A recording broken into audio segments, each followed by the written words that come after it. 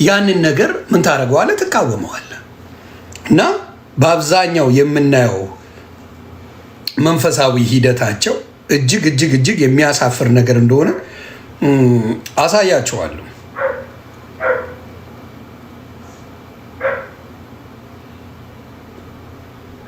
እሺ ሌላውስ?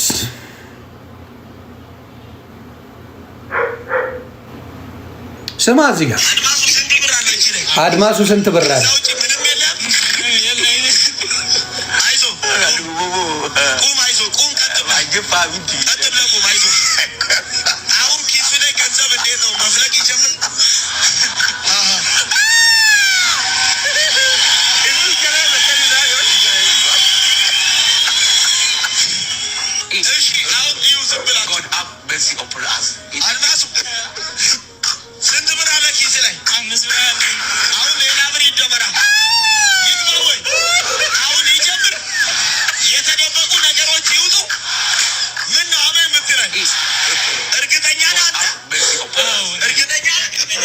ገንዘብ ከኪሱ ይፍለቅ እየተባለ ነው እንግዲህ ሐዋርያው ነው የሚለው።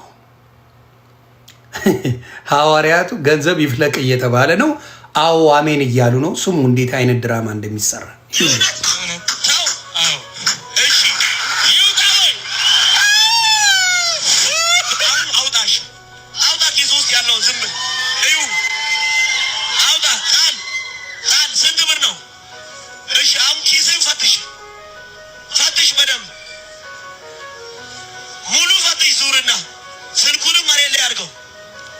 ታብታብ ቤተሰቦች አውጣውንም ዙር ፈትሽ፣ አራቱንም ኪስ ፈትሽ። ዝም ብላችሁ ይሄ ዲቻን ማታለያ ነው። የዲቻ ልጆች ናቸው። አውጣጣን ፊት ለፊት ላይ ፈትሽ፣ ሙሉ ኪስን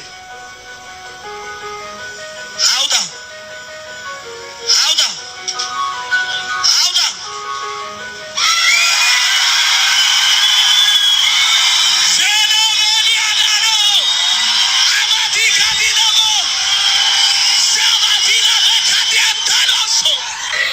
እኔ እዚህ ቸርች መሄድ እፈልጋለሁ።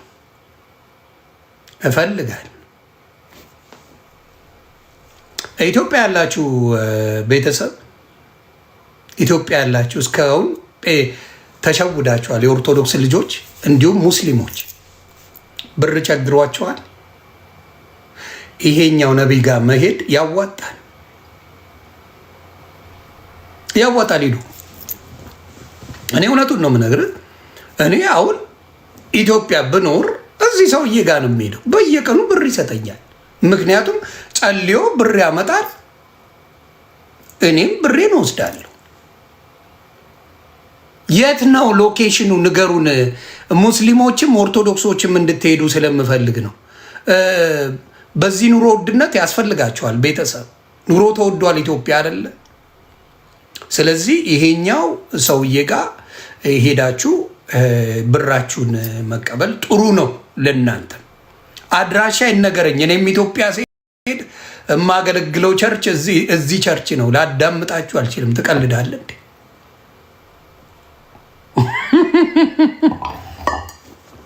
ቢኒያም ደጋግመህ ጻፈው አባቴ። አይዞ አይቼዋለሁ። አዎ እኔ አሁን የምሄደው ከቻላችሁ አድራሻውን ብትጽፉ ይሄ ሰውዬ ጥሩ ገንዘብ የሚያስገኝ ገንዘብ የሚያፈልቅ ፓስተር ነው እና እዚህ ፓስተር ጋር ብትሄዱ በደንብ ጥሩ ነው። ለእናንተም ገንዘብ አትቸገሩ፣ ለትራንስፖርት አትቸገሩ፣ ለቤት ነገሮች ማልቀስ ነው። ትንሽ ገንዘብ የለኝም ብለህ ታለቅሳለህ። ትንሽ እሱ እንዳለቀሰው አሳያቸዋለሁ።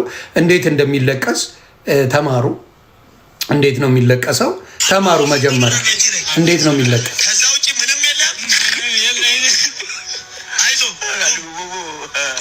ቁም፣ እንዲህ ያልቀሱ በቃ ትላላችሁ። መጀመሪያ ለባሉ ድምቀት እና 5 ብር ነው ይዛችሁ የምትሄዱት። 5 ብር ይዛችሁ ትላለህ፣ አይዞ ትባላለህ፣ እሺ ትላለህ። አዎ ምን አገባ? ቻፓ ይፈልቅልሃል፣ ገንዘቡን ተቀብላ ትሄዳለህ።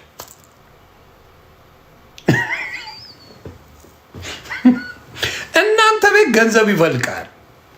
ኦርቶዶክስ ቤት ዘይት ፈለቀ ወይም ደግሞ እንደዚህ ሆነ ሲባል እንደ ጉድ አምጥታችሁ ድራማ ትሰራላችሁ። ንገሩኝ እስኪ። እኔ ከዚህ በኋላ አድማሱ ነኝ። ማኛው ምን ያደርግልኛል? ይቀልዳል እንዴ? አድማሱ ነኝ እላለሁ። አድማሱ ነኝ እላለሁ። ከዛ ትለቅብኛል። ይስ እና በጣም ደስ ያለኝ ነው። እና ሙስሊሞችን በዚህ አጋጣሚ የተቸገራችሁ ኢትዮጵያ ውስጥ የምትኖሩ ካላችሁ ይሄ ነገር በጣም አሪፍ ነው፣ ያዋጣል። ሙስሊሞችም ሄዱ ኦርቶዶክሶችም ሄዳችሁ ታምሩ ይሰራላችሁ፣ ጥሩ ነው የሚል እምነት አለኝ። እሱ ነው። ሌላው ቅድም መዝሙሩን ሲዘርፉ ዘፈኑ ሙልጭ አድርገው ጨርሰውታል። እንግዲህ ዘፈኑ አልቋል። የአርቲስቶች ዘፋኞች አልቋል ስራችሁ። አሁን የኦርቶዶክስ መዝሙሮች እየተዘረፉ ነው። ይኸው በድንኳኔ እልልታ ሙሉ ነው፣ በድንኳኔ ዝማሬ ሙሉ ነው። በማንነት ላይ እግዚአብሔር ታላቅ ነው። ማማረርን ማጉረምረም ትቻለሁ፣ በአንደበቴ ቀኔ ሞልቻለሁ። ቢፈራረቅ ብርሃን ጨለማ ከቶ አልወርድም ከምስጋና ማማ። በድንኳኔ እልልታ ሙሉ ነው፣ በድንኳኔ ዝማሬ ሙሉ ነው። በማንነት ላይ ማሸብሸቧንም ልመዷታ። እያሸበሸባችሁ ባዶን አትስረቁ። ሽብሸባ ያስፈልገው ይቀረዋል፣ የሚቀረዋል። አላስጨፍር አለ ግን ሽብሸባ ይቻላል። ሽብሸባዋንም ስረቋታ። አንድ ላይ ከሰረቁ አንድ ላይ አይደለ አባቴ፣ አንድ ላይ ስረቋት እንጂ ሽብሸባዋን ረሳችሁት እንዴ? ለምን ጭፈራ ነው አንተ ቤት ያለው ጭፈራ ስለሆነ ሽብሸባ የት ሄደባችሁ ነው? ታውቁታላችሁ ሽብሸባው። በል እስቲ ዘምር ዘምር ጎበዝ። ስላልተወኝ አንዳች አጣ ብሎ ሙሉ ሰው ነኝ የለኝም ጎደሎ። በከፍታ ብኖር በዝቅታ ደስተኛ ነኝ ሁልጊዜ በጌታ። በድንኳኔ እንዴ ኦርቶዶክስ ኢየሱስን አታውቀው ማለት እንዴ ስንባባል የነበር ነው። ኦርቶዶክስ አታመልከውም የተባለው የማን መዝሙር ነው? ኦርቶዶክስ ጌታ ኢየሱስን አታመልከውም፣ ስለሱ መዝሙር የላትም። መዝሙር በሙሉ የማርያም ነው አይደል እንዴ የተባለ። እኛም አብረን ስንል አልነበር እንዴ? ኬታ መጣችሁ? ይሄን ኬታ መጣችሁ? አዎ የሆነ በእውነት ተባረክ ዮዳ እግረ መንገዴን የሆነ እምነት ነው። አዎ እግረ መንገዴን ደረስ ብዬ ልምጣ የተባለ እምነት ነው። እውነቴን ነው የምልህ። የሆነ ለባህሉ ድምቀት ግራ ሲገባ ዞር ዞር የምትለው አለ አይደል? ጠበል ቅመሱ አይነት ሃይማኖት ነው። ጌታ ኢየሱስ ምስክሬ፣ ጠበል ቅመሱ እግረ መንገድ የተባለ ምንም የራሱ ነገር የሌለው። አሁን ለምሳሌ ኢትዮጵያ ላይ መጀመሪያ የነበረችው ካቶሊክ ነው ብለው መዋሸት ጀመሩ ጴንጤዎች። ለምን ተዋሻለህ? ካቶሊክ ነው ኢትዮጵያ ላይ የነበረው።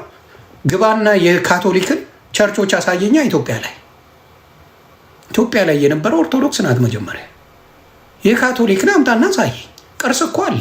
ካቶሊክ ከሆነች ትሆናለች፣ ሙስሊም ከሆነ ይሆናል። ማንም ይሆን ችግር የለብኝም። አምጣዋ፣ አምጣው። ዋሻ ውስጥ የተሰሩ ቸርቾች፣ ምን ውስጥ ማንም ሊደርስበት የማይችል በገመድ የሚወጡ ቸርቾች፣ በመንፈስ ቅዱስ የሚወጡበት ቸርቾች ናቸው ሳላግጥባቸው የነበረው። መንፈስ ቅዱስ ካልተመራ አትወጣም እዛ ላይ። ዩ ኬንት ሞክረው፣ አትችልም። እዛ ላይ የሚመራ ከሰው ተገለ ጌታን ብቻ እንድታገለግል ስትጸልይ እንኳን ጌታ ኢየሱስ ሲጸልይ አይኑን ወደ ላይ ቀና አድርጎ ነው ሲጸልይ የነበረው ጌታ ኢየሱስ ክርስቶስ ራሱ። የጭፍን ጸሎት የለም። ምግብም ይዞ 2 ዓሣንም ይዞ 5 እንጀራ ይዞ ወደ ላይ ከፍ አድርጎ ሲጸልይ ነው ያየ ነው። ምንም አይነት እንዲህ የመጨፈን የምን ነገር የለበትም ጸሎት ላይ። ከየት እንዳመጡት አላውቅም። ምኑንም ከምኑንም ብታገናኘው መጽሐፍ ቅዱሳዊ ሪቨርስ አድርገው ነው የሚመጡት። ጸበሉን ብትለው አይፈልገው፣ ጥምቀቱን ማለቴ ነው አይፈልጉትም።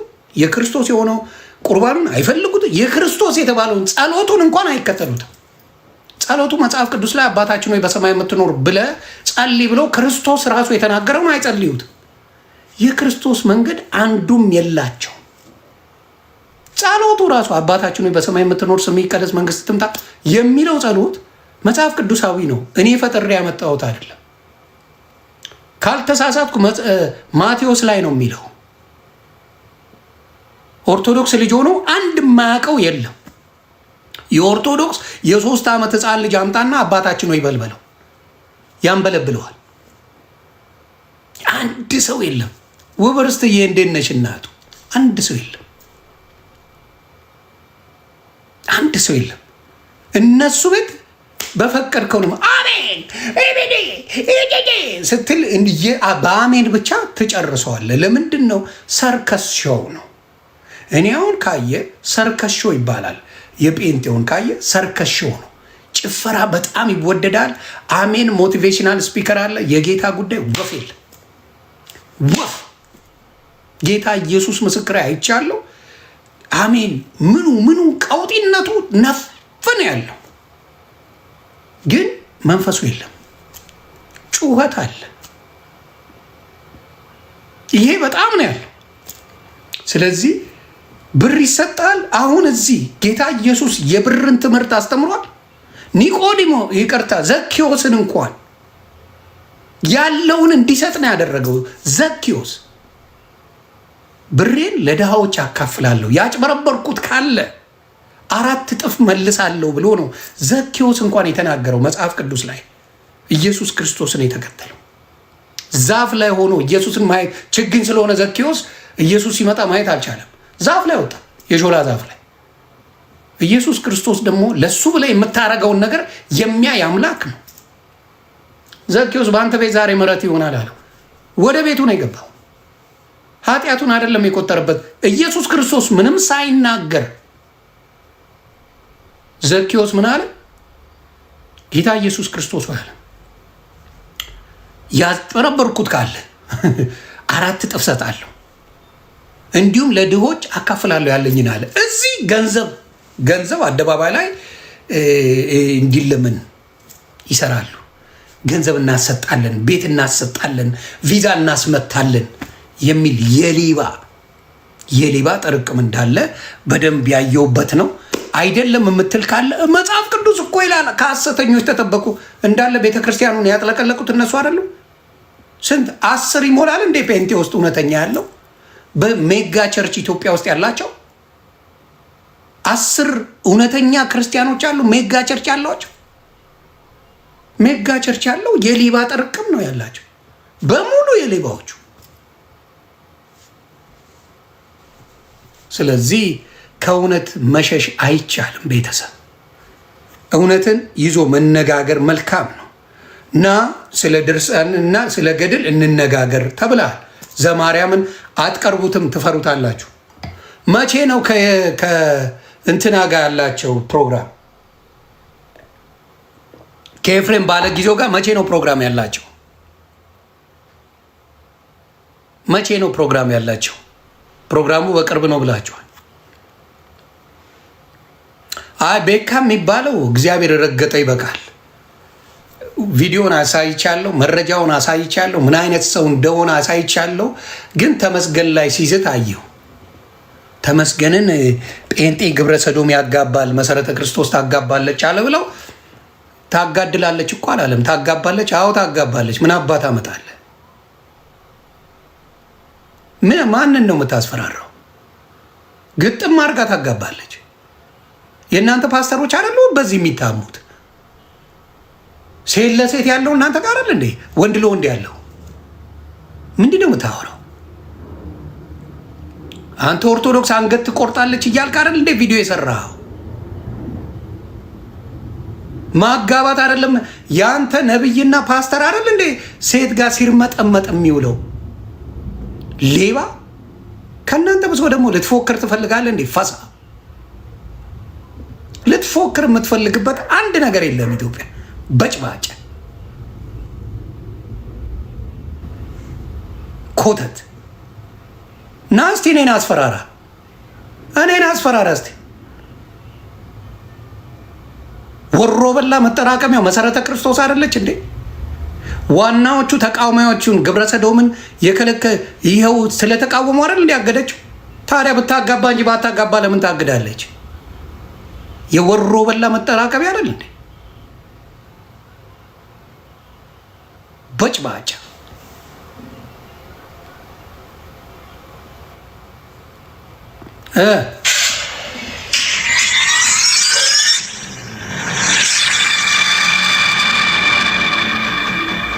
የሳውል ፎረንሲክ ምርመራ ብለው እህታችን ሜርሲና ወንድማችን መሳይ የሚባሉ ፕሮቴስታንት ወንድምናቶቻችን አቅርቦ ነበረ። በአበበ ጉላ ዙሪያ ከ60 በታች ከሆነ ሁለት የተለያዩ ሰዎች መሆናቸውን ያረጋገጠ ማለት ነው። ያገኘ በዚህ ጉዳይ ላይ ኤርሚያስ እኔ ከዋሸው ትናገራለህ። እኔ አብሬያችሁ ነበርኩኝ። ልጁ ምንም ተምሮ እንኳን ግራጁዌት ያደረገ ሰው አይደለም። ሳጣራ እግዚአብሔር ምስክሬ ነው። በቴክኖሎጂ የተመረቀ ጎበዝ ተማሪ ነው ምናምን የተባለ ዋቴ ሌባ የነበረ ልጅ፣ አንድም ሰርተፊኬት የሌለው ለተወሰነ ጊዜ ኮርስ ወስዶ ዩኒቨርሲቲ የወጣ ልጅ ነው ጊዜ መጡት። ዮኒ አንተ ጋር ብዙ ሰው ሊኖር ስለሚችል አንተን አለን ተብዬ በሜርሲና በኤርሚያስ ተጠርቼ ነው የሄድኩት። አበበ ጉልላት የተባለው የሞተው የዛሬ 11 ዓመት ነው። እንደ አዲስ አድርጎ ኤርሚያስ የጮኸው በቅርብ ጓደኛዬን በመርዝ ገደሉት እያለ የጮኸበት ነው።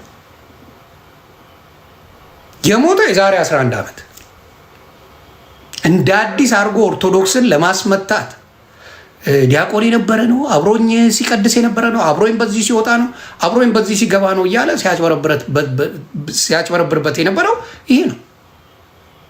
እና በዛ ጊዜ ና ተባል ዱቅ አልኩኝ።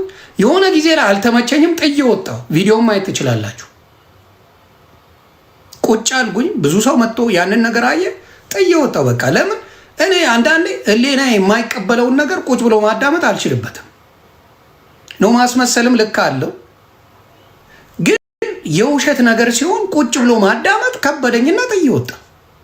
ጌታ ኢየሱስ ምስክሬ እዛ ላይ ነበሩ። ጥዬ ወጣሁ። አልጠየቁኝም እነሱ። ለምን they know ውሸት እንደሆነ they know ማጭበርበር እንደሆነ ማታለል እንደሆነ በደንብ እነሱም ያውቁታል። የተፈለገው ኦርቶዶክስ በመተት ሰዎች ትገላለች፣ በመተት እንዲህ ታደርጋለች የሚባል መተተኛ ያለው ጴንጤ ጋር ነው በአብዛኛው። እንዲያደርግልሃለሁ፣ እንደዚህ ትሆናለህ፣ እንደዚህ ይሰጥሃል፣ በዚህ ይመጣል፣ በዚህ ይገባል የሚለው ጠንቋይና መተተኛ ያለው ጴንጤ ቤት ነው። አደባባይ ላይ አይለው እንደዛ የሚሉት ቤት ይሰጣችኋል፣ ገንዘብ ይሰጣችኋል፣ እንዲደረግላችኋል፣ ቪዛ ይሰጣችኋል እያሉ መተት የሚመጥጡት እነሱ ናቸው። የኦርቶዶክስ ቄሶች አይደሉም። እንደዚህ አይነት ወንጌል አንድ ቀን ኦርቶዶክስ መድረክ ላይ ጌታ ዛሬ ነው ያሳደረኝ። አንድ ቀን መድረክ ላይ ሆኖ እንደዚህ የሰበከ የኦርቶዶክስ አስተማሪ ነው አይቻላል። ቅዳሴ አለ፣ ከቅዳሴ በኋላ የሆነ ወንጌል አለ፣ ከዛ አለቀ። ና እንደዚህ አንተን አይቻለሁ፣ እንደዚህ አድርግ፣ ና አንተ እንደዚህ ነህ፣ ና እንደዚህ ይወጣላል፣ ና እዚህ ጋር የአዲስ የመጣችሁ አዲስ የወጣችሁ አዲስ የገባችሁ በዚህ ወጣችሁ በዚህ ገብታችሁ የሚል የሌባ ማት የለ። ሌባ የሞላው እነሱ ቤት ሞሽላቃ ሌባ። ኦርቶዶክስ ቤት ቲሸርት የሚሸጥልህ መድረክ ላይ ወጥቶ ይሄ ቲሸርት ዘይት የተቀባ ነው ግዙት እያለ የሚያጭበረብራል። ኦርቶዶክስ ጧፍና ሻማ ነው የምትገዛው። 1 ብርና 2 ብር የማይሞላ ያው አሁን ምናልባት እንትኑን አላውቅም። እኛ የ10 እና የ15 ሳንቲ ጧፍ ነበር ይዘን የምንሄደው። ጌታ ኢየሱስ በሚያውቀው የምድረ የሌባ ማት አሁንስ ኪስን ነው ዘልዝሎ የሚገባል። የባንክ ቡክ ይዘና ብሎ የሚዘርፍ ሌባ ነው ያለው።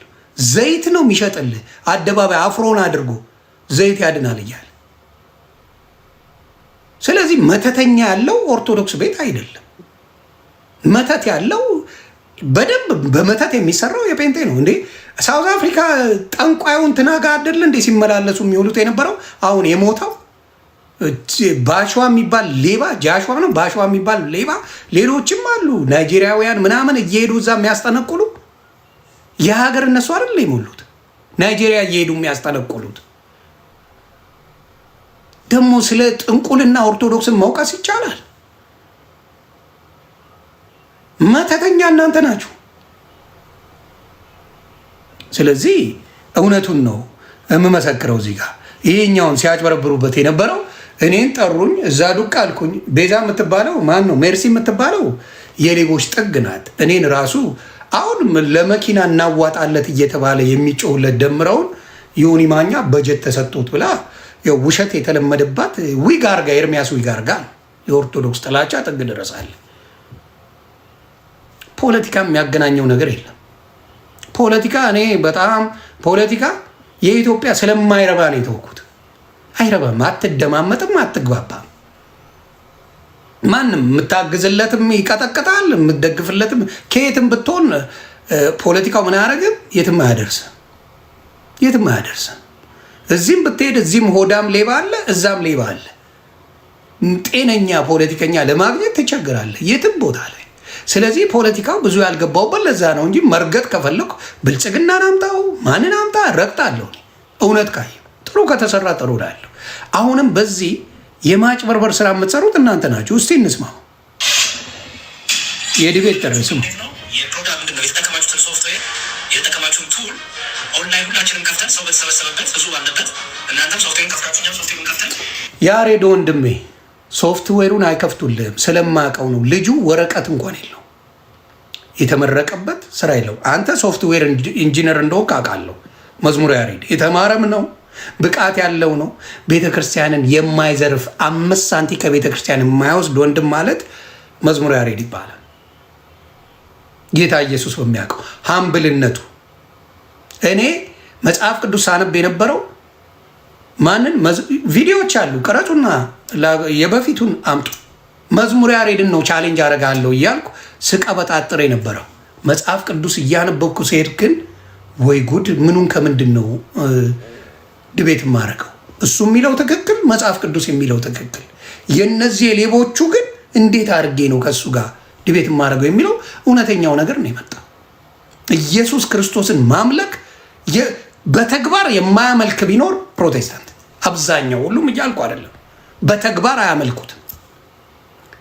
ይሄ በመደበቅ ለሌላው ስም በመስጠት ከጌታ በምን በሚስጥር የሰሩትን ልጅ ሆኖ ቁጭ ብሎ ይወጣላቸዋል። የተርመጠመጡት ፓስተሮች በየገስት ሀውሱ የተርመጠመጡት ራሳቸውን ልጅ መስሎ ቁጭ ብሎ ይወጣላቸዋል። ያንን ነው ምለው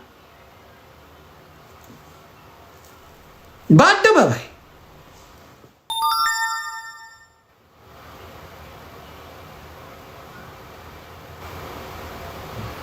መካነ ኢየሱስ ካሪዝማቲክ መሆኗን ባስረዳ። መካነ ኢየሱስ ሰላም በልልኝ፣ ሰላም በልልኝ። እንደ ጮኮ አስጮሃለሁ።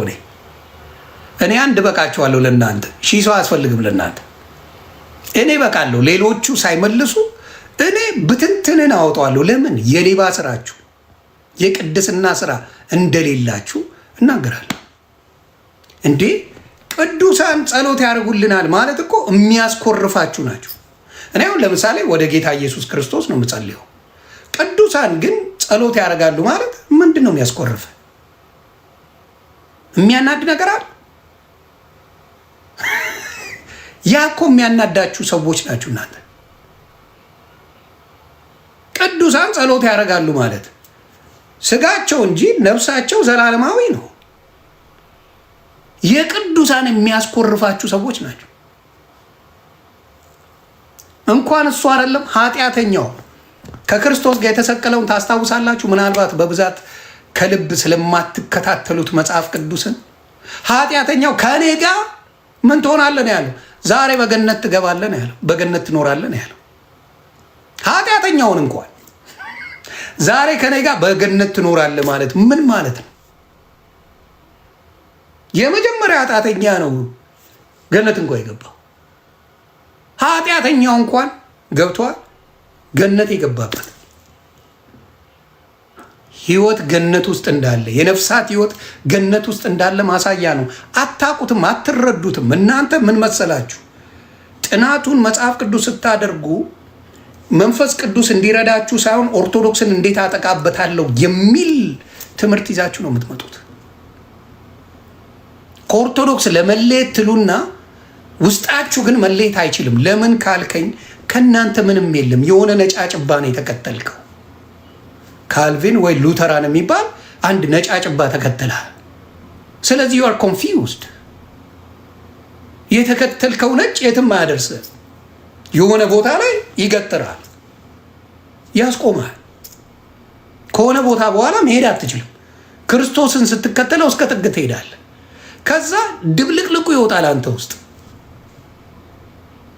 የጠንቋይና ደብተራ ካልከኝ እኔ ጴንጤ ውስጥ እንጂ ኦርቶዶክስ ውስጥ አይደለም ያለው። እንዲህ አደርግልሃለሁ እንዲህ ጠንቋይ ቤት ብትሄድ እሱን አይደለም ያደርግልህ። ምን አድርግልኝ ነው የምትለው? ጠንቋይ ቤት ስትሄድ ይህን አድርግልኝ ይህን እሰጥሃለሁ ነው የምትለው። ጠንቋይ ቤት ያለውን ነገር ሙሉ መድረክ ላይ ሲሰብኩት ታያለህ። ልክ ጠንቋይ ቤት ሄዶ አንድ ሰው እንደሚያደርገው ኦፊሻሊ ይህንን ነው የሚያደርጉት። ያንን ነው። ሰላምዬ ደህና ነኝ። ሰላም መሐመድ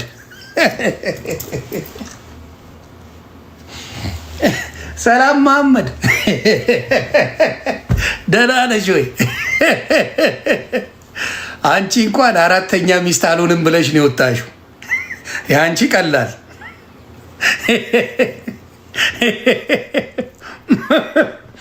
አራተኛ ሚስት አልሆንም ብለሽ ነው የወጣሽው።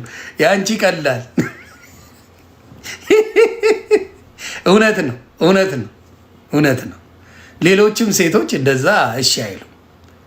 እውነት እውነት። የአራተኛ ሚስት ለምን ትሆኛለች? እንዲህ አብደሻል እንዴ? በዛ ችግር ባለበት ሀገር ላይ አራተኛ ሚስት ሰው እንዴት ይሆናል? ለጤናም ጥሩ አይደል።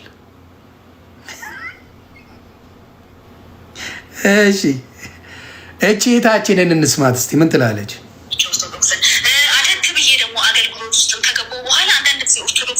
እቺ ፕሮቴስታንት የነበረች ናት። ወደ ኦርቶዶክስ ስትመጣ አለባበሷን ይዩት፣ አለባበሷን ብቻ ይዩት፣ ሌላው ይደርሳል። ኦርቶዶክስ ስትሆን ጴንጤ የነበረች ናት። ኦርቶዶክስ ሆነች፣ ልብሷን ይዩት።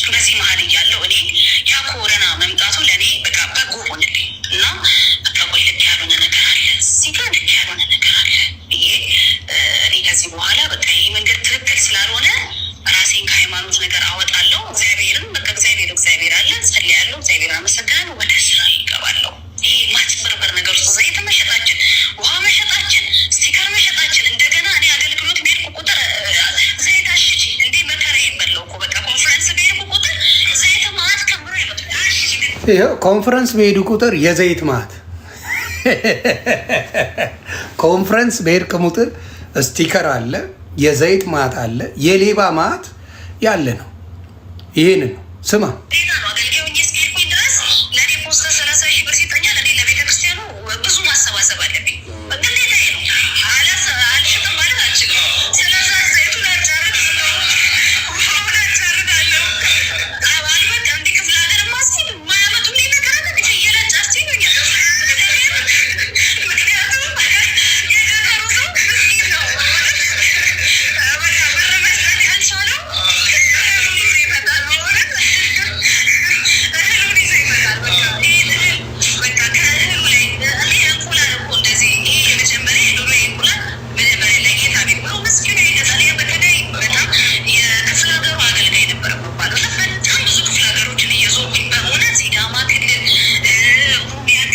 ያ የማይሰራ ነገር የለም። እስፔሻሊ ደቡብ የታጠበችው በጴንቴ ነው። ደቡብን ሙልጭ አርገው የበሉት ጴንጤዎች ናቸው። የጴንጤ ፓስተሮች አሁን ለምሳሌ እዩ ጩፋ ሲሄድ፣ ዶክተር አብይ ሲሄድ እንደዛ ክብር የላቸው። እዩ ጩፋ ሲሄድ የሚደረግለት፣ ዮናታን አክሊሉ ሲሄድ፣ እስራኤል ዳንሳ ሲሄድ የሚያረጉት እቃቃ ገንዘባቸውን የዘረፏቸው ሰዎች ናቸው። ሲሄዱ የሚደረግላቸው ነገርና ያ የሀገር መሪ ራሱ ሲሄድ በዛ ደረጃ ጥበቃ አይደረግለትም። እና በጣም ደቡብ መጫወቻ መነገጃ የተደረገው ደቡብ ነው። እና ያሳዝነኛል። በጣም ነው የሚያሳዝነኝ። ታፕታፕ ኮፒ ሊንክ አድርጎ አንዴ። እስከዛ እችን እየጠበቃችሁ የመዝሙር እየጠበቃችሁ ጠብቁኝ። አንዴ እንትን ላምጣ፣ አንድ ቻርጀር ላምጣ። ይህን መዝሙሩንም እንደ ነገሩ የተባለውን መዝሙርም ዘፈኑንም አንድ ላይ እየሰማችሁ ጠብቁ።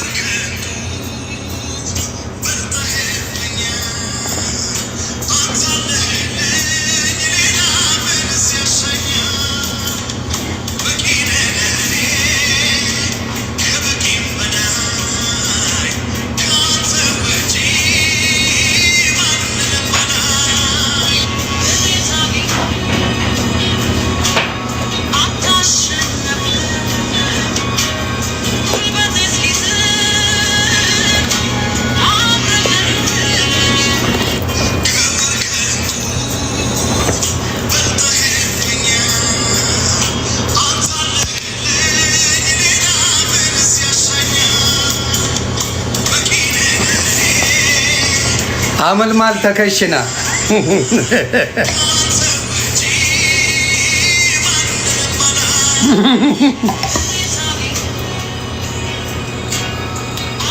ይቺ አመልማል እኮ አሁን ጸዳቂ ናት። አባት ለምንድን ነው አመልማል የማትጸድቀው?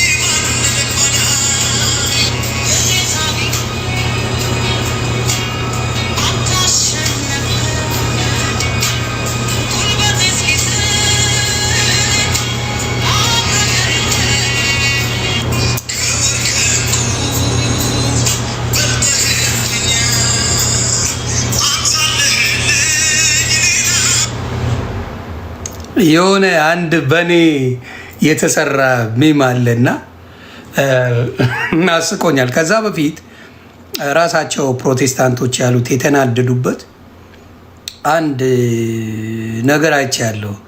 ሚም ሆነን ቀረን እያሉ በጣም ተበሳጭተው የተናገሩበት አይቻለሁ። ራሳቸው የተበሳጩበት ነገር አይቻለሁ እና ቆይ እስኪ ትምህርቶች ሰውታችሁ ነው እንግዲህ አንድ ነገር ልትሉ የምትችሉት ማለት ነው። እና ይሄ አይደለም። ቆይ በብሉይ ኪዳን የነበረውን ታቦት አሁን እኛ እንቀበለዋለን ወይስ አንቀበለው? ከተቀበልነው እነዚህ ነገሮችስ? በመጀመሪያ ደረጃ ይህን ሀሳብ የሚያቀርቡ ታቦቱ ቆንጆ ነው። ይሄ ወንድማችን የተናገረ ነው። አንዴ ስለ ታቦት እንዘግባችሁ። ዘማርያምን ታፕታፕ ኮፒ ሊንክ አድርጉ። ዘማርያም ስለ ታቦት ምን ይላል? ኦርቶዶክስስ ምንድን ነው የምትለው? እነ ኤርሚያስ የሚሉት እነ ኤፍሬም ባለ ጊዜ ሌሎችም የሚሉት ምንድን ነው? ኦርቶዶክስ ምን ትላለች? እስቲ ስሙ። በብሉይ ኪዳን የነበረውን ታቦት አሁን እኛ እንቀበለዋለን ወይስ አንቀበለው? ከተቀበልነው እነዚህ ነገሮችስ? በመጀመሪያ ደረጃ ይህን ሀሳብ የሚያቀርቡ ሰዎች እንደውም ካጠያየቃቸው መንፈሱ የምንረዳው የተቃውሞ እንጂ ሀሳቡን በጥልቀት የመርዳት አይደለም። በምን እናውቃለን? ይህንን ካልን በጥንት ጊዜ በብሉይ ኪዳን ዘመን በዘመነ ብሉይ 4 ሌዋውያን ካህናት ነው የሚሸከሙት። አሁን ያለው እናንተ ጋር አንድ ነው የሚሉት አይደል? አሁን በእኛ ጋር ያሉት ካህናት 4 ቄሶች ታቦት ቢሸከሙ ቄሶች በታቦት ያምናሉ ማለት ነው። ጉዳዩ የተሸካሚ ካህናት ቁጥር እኮ ነው አሳሳቢው ማለት ነው። እሺ በቅርጽም እንምጣ። በብሉይ ኪዳን ታቦት እንዳለው አድርገን አስተዛዛት የሚለውን አልፋና ኦሜጋ መጀመሪያና መጨረሻ የሌለው አልፋ ኦሜጋ ቤጣ የውጣ ብሎ ቢጻፍ እና ቅርጹና መጠኑ ልክ በብሉይ ኪዳን ዘመን እንዳለው ቅርጽ በዛ ልክ ብንሰራው በታቦት ያምናሉ? አያምኑ። አሁን የመጠየቅ ያለበት አማኝ ነው ለማስፈልግ ነው። አማኒ የሆነ ክርስቲያን መጠየቅ ያለበት። አሁን ለነሱ ልክ እኔ እኮ በታቦት ላምን ፈልጌ ግን በብሉይ ኪዳን ዘመን 4 ቄስ ነው የሚሸከሙ እናንተ ጋር አንድ ስለረጋችሁ ጥርጣሬ ውስጥ ገባኝ ብሎ የተሸካሚ ካህናት ቁጥር ታቦትን የሚያከብሩ ካህናት ቁጥር አሳስቦት ላለመቀበል የጣረ መስሎ ስለሚያቀርቡት ብዬ ነው። ግን ያው መሰረታዊ ወደ እኛ ስናመጣው ግን በብሉይ ኪዳን ዘመን የነበረው የታቦት የመቅደስ አገልግሎትና በሐዲስ ኪዳን ያለው አገልግሎት መታወቅ አለበት። ምንድን ነው የሚታወቀው ከተባለ በብሉይ ኪዳን የነበረው ታቦት በአሰራርም በቅርጹም ኢቨን ደግሞ በአገልግሎቱ ዓላማ ከሐዲስ ኪዳን በጣም ይለያል። በብሉይ ኪዳን ዘመን ሲሰዋበት የነበረው በዓመት አንዴ ሊቀ ካህናቱ ነውር የሌለበት ያ ማለት ከሴት በግ ጋር ግንኙነት ያላደረገ ድንግል ወይም በግ ማለት ነው።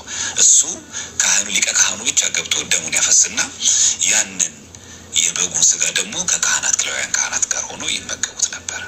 ያ በዓመት አንድ የሚገባው የኃጢአት ስርየት የሚገባው ከዛ ካህኑ እኔን የሚቅር በለኝ ሕዝብን የሚቅር በል ብሎ በቅድስተ ቅዱሳን ባለችው በታቦቱ ላይ ይህን ያደርጋል። አሁን በሐዲስ ኪዳን ግን እንደዛ አይደለም ያለው። ለምን? አሁን በጉ የእንስሳ በግ አይደለም የሚሰዋበት፣ የዓላማው ተለየ ማለት ነው። አሁን የሚሰዋው መስዋዕተ ወንጌል ነው፣ አማናዊ የክርስቶስ ስጋና ደም ነው የሚሰዋበት። አሜን። እዚህ ዓላማው ተለየ። ሁለተኛ በብሉይ ኪዳን ዘመን ለመስዋዕት የቀረበው ያንን በግ የሚበሉት እነማን ናቸው? ሌዋውያን ካህናት ብቻ ናቸው። በሐዲስ ኪዳን ግን ስጋው ደግሞ የምንቀበለው ካህናት ብቻ አይደሉም፣ ምዕመናን ሴቶችም ወንዶችም ይቀበላሉ። ዓላማው በጣም የሚገርመው ከስርየት አንጻር ይሄ በየዓመቱ የሚሰዋ በግ ነው። በዛ ላይ ደግሞ ስርየት መስጠት አይችልም። ያ ማለት ገነት ማስከፈት የማይችል መንግስተ ሰማያት ማስወረስ የማይችል ነው። አሁን በአዲስ ኪዳን ግን በአማናዊ በሆነው በስጋ ወደሙ በታቦቱ ላይ በሚሰዋው በአዲስ ኪዳን መሰዊያው በሆነው በታቦቱ ላይ የሚሰዋው ስጋ ወደሙ ግን የምናገኘው ክብር ግን እንደምታውቀው መንግስተ ሰማያት የሚያስወርስ ነው። ይሄ አማናዊ ስጋ ወደሙ ከምን ጋር እያያዘን? ከመሰዊያው ጋር። በነገራችን ስለ ታቦት ስናወራ ስለ ስጋ ወደሙ እያወራ ነው። ለምን? በነገራችን ላይ ቀጥለዋለሁ። ንግግሩ ራሱ ስነ ስርዓቱ እንደዚህ የሚያወራ ጴንጤ ታመጣለህ? እኔ ጴንጤዎችን አይቻለሁ፣ አብሬ ተቀላቅዬ ስሰማቸው ነበረ። በትህትና የሚያወሩ እንደዚህ አይነት እንኳን ስርዓት ያላቸዋል። ስለ አንድ ነገር ላስረዳ ሲሉ ከመጮ ከማደንቆር ውጭ በስርዓት እንኳን የሚናገሩት አለ። በጌታ በኢየሱስ እስቲ ንገር አለ። በስርዓት እንደዚህ አውርተው ሲጮህ አይደለም የሚውረው። ወይ አሜን የሚያስብል እብድ ታመጣለህ፣ ወይ የሚጮህበት ታመጣለህ። እና ይቀጥል እስቲ። የለም ገባ ውስጥ መንፈስ ቅዱስ ሲኖር መጀመሪያ መረጋጋት አለው። የተረጋጋ ጥያቄው የማያበሳጭ በጥያቄ የሚበሳጭ እንኳን የለም። ረጋ እያለ ነው የሚመልሰው። የእብድ ስብስብ ነው መለለዛ ነው። ቀጥል እስቲ ንገራቸው። ስጋው ደግሞ የሚሰዋው ያለ ታቦት አይሰዋም። ኢቭን ታቦት በሌለባቸው አካባቢዎች እንኳን በጣም ችግር ከሆነ የዮሐንስ ወንጌል መጽሐፍ ቅዱስ ተክቶ ይደረግ ቤተክርስቲያኖች ያለ መሰዊያ አይደረግም። ሐዋርያ ቅዱስ ጳውሎስ እንደተናገረው እኛ መሰዊያ አለን ብሏል። ያለ መሰዊያ ስጋው ደግሞ አይከብርም። የግድ ነው፣ መሰዊያ ግድ ያስፈልገዋል። ስለዚህ ያ የብሉይ ኪዳን መሰዊያ የነበረው ምን ነበረ? ሊቀ ካህናቱ ገብቶ መስዋዕት የሚያቀርብበት።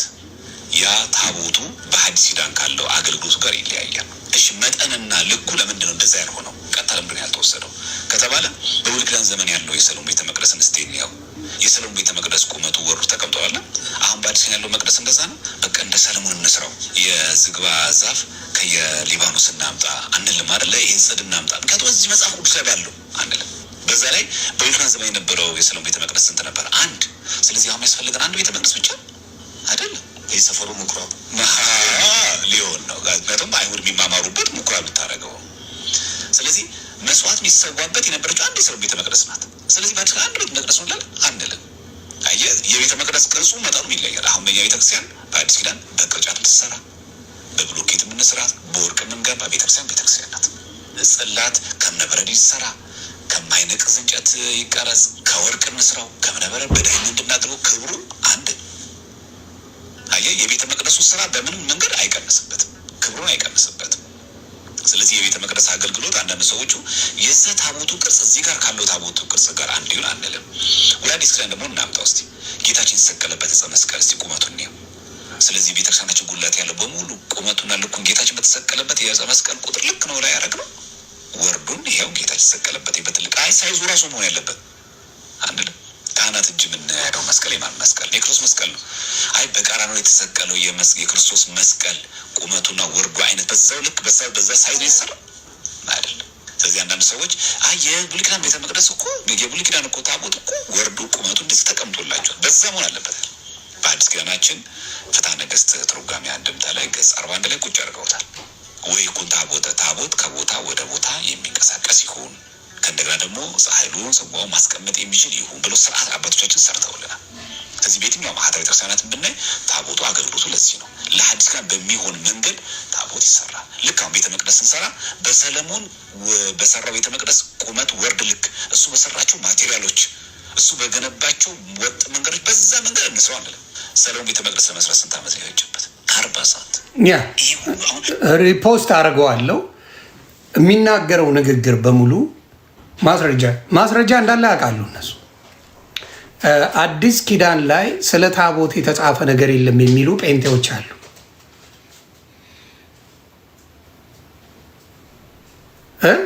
አሉ የለም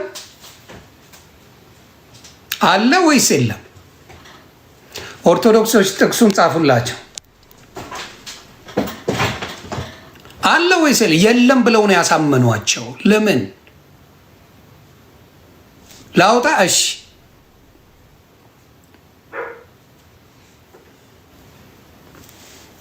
ላውጣ። ታፕታፕ ኮፒልኝ። ዕብራውያን ላይ መሰለኝ ወይም ደግሞ ዕብራውያን ላይ ነው የሚመስለኝ። ቆይ አንዴ ላውጣ። ታፕታፕ ኮፒ ሊንክ አድርጉ እና ዛሬ እርሙ ኖ አዲስ ኪዳን ላይ ነው ማወጣላቸው።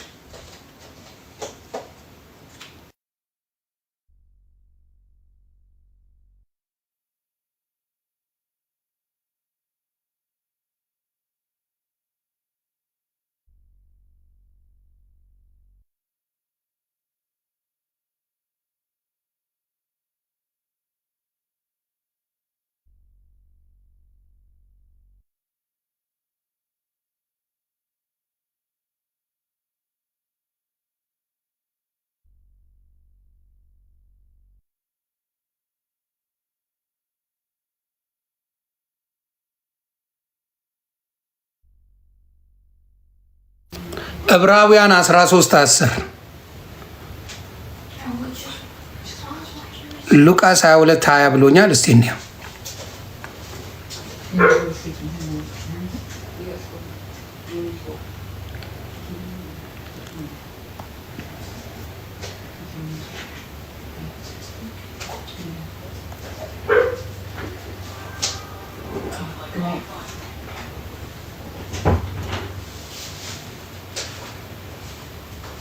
ኦኬ ዕብራውያን 13:10 እንግዲህ ጴንጤዎች ስሙ፣ ወንድምና እህቶቼ፣ የሸወዳችሁ ያታለሏችሁ፣ ያጭበረብሯችሁ፣ የለም ያሏችሁ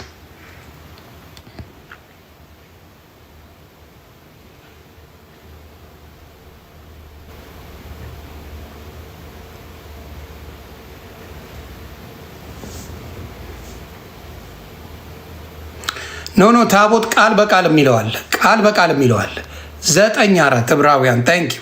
ቃል በቃል ታቦት የሚላለን ይኸው ዕብራውያን 9:4 አንብቡ። የለም ብላችሁ ለብዙ ዘመን ላታለሏችሁ። ዕብራውያን 9:4 ምን ይላል? በዚያም ወቅት የወርቅ ማዕጠንት ነበረ፣ ሁለንተናዋን በወርቅ የተለበጠች የኪዳን ታቦት፣ በእርሷም ውስጥ መና ያለባት የወርቅ መሶብና የበቀለች የአሮን በትር የኪዳኑም ጽላት ነበሩ ይላል።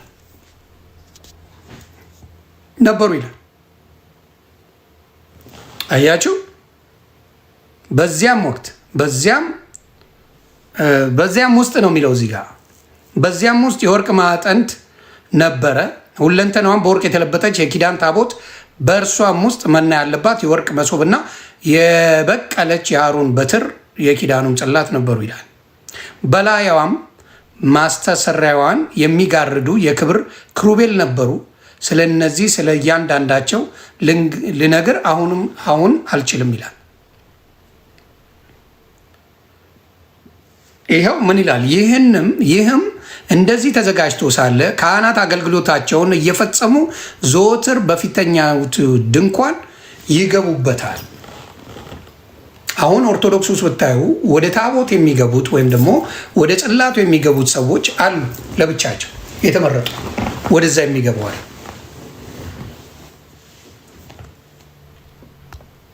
ዮሐንስ ራእይ 11 ላይ አለ። እሺ፣ አረ ብዙ ቦታ እየጠቀሱልኝ ነው፣ ጉድ ሊፈላ ነው። 11:9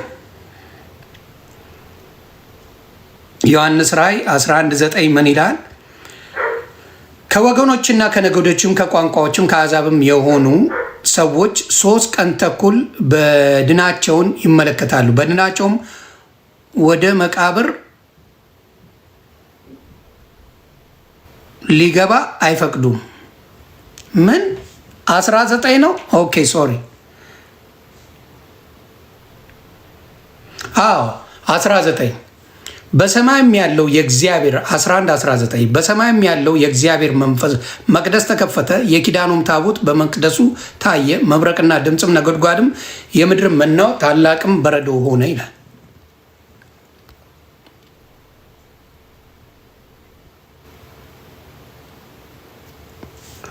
ይቺን ነው እነሱ ብዙ ጊዜ የሚጠቅሷት። በሰማይ ያለውን በምድር ያለውንስ ዕብራውያን ላይ ያለውን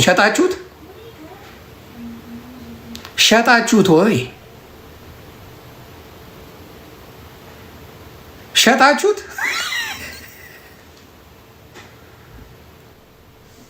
ዕብራውያን ይኸው የሚለውን እዩ ምን ይላል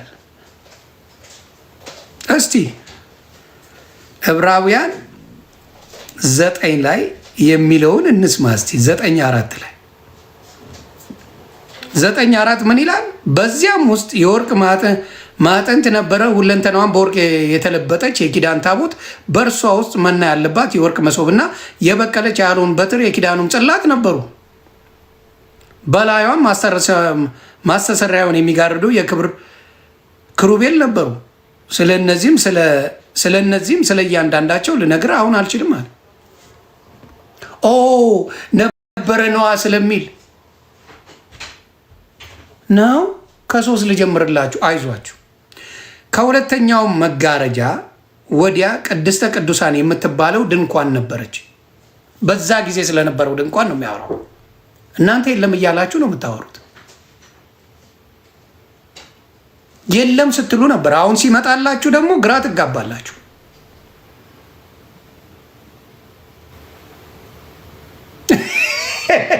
እባክሽ ሰላም መሐመድ ተይ፣ እናቱ አንቺ ተዩ፣ በጌታ በኢየሱስ ስም ተይ፣ አንቺ ተዩ። ምንም ውስጥ የለሽም፣ በስሜት የምትነጂ ነሽ። ሰላም መሐመድ አረጋጊው፣ እናቱ ተዩ። 4ኛ ሚስት አልሆን ብለሽ ወደ ክርስትና የመጣች ነች። ታዩ እሱን ሌሎቹ ቢያወሩ ያምርባቸዋል። ታዩ ለአንቺ አይሆንም። ለአንቺ የማይሆነውን አታውሪ።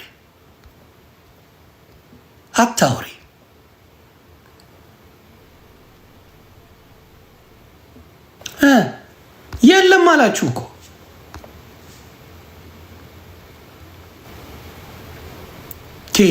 ተይ እንጂ ነው። አልቦልካትም ነው ስድብ ስለማትሳደብ አልቦልክም። እኔ አጸያፊ ስድብ ከሌለ እኔ አልቦልክም።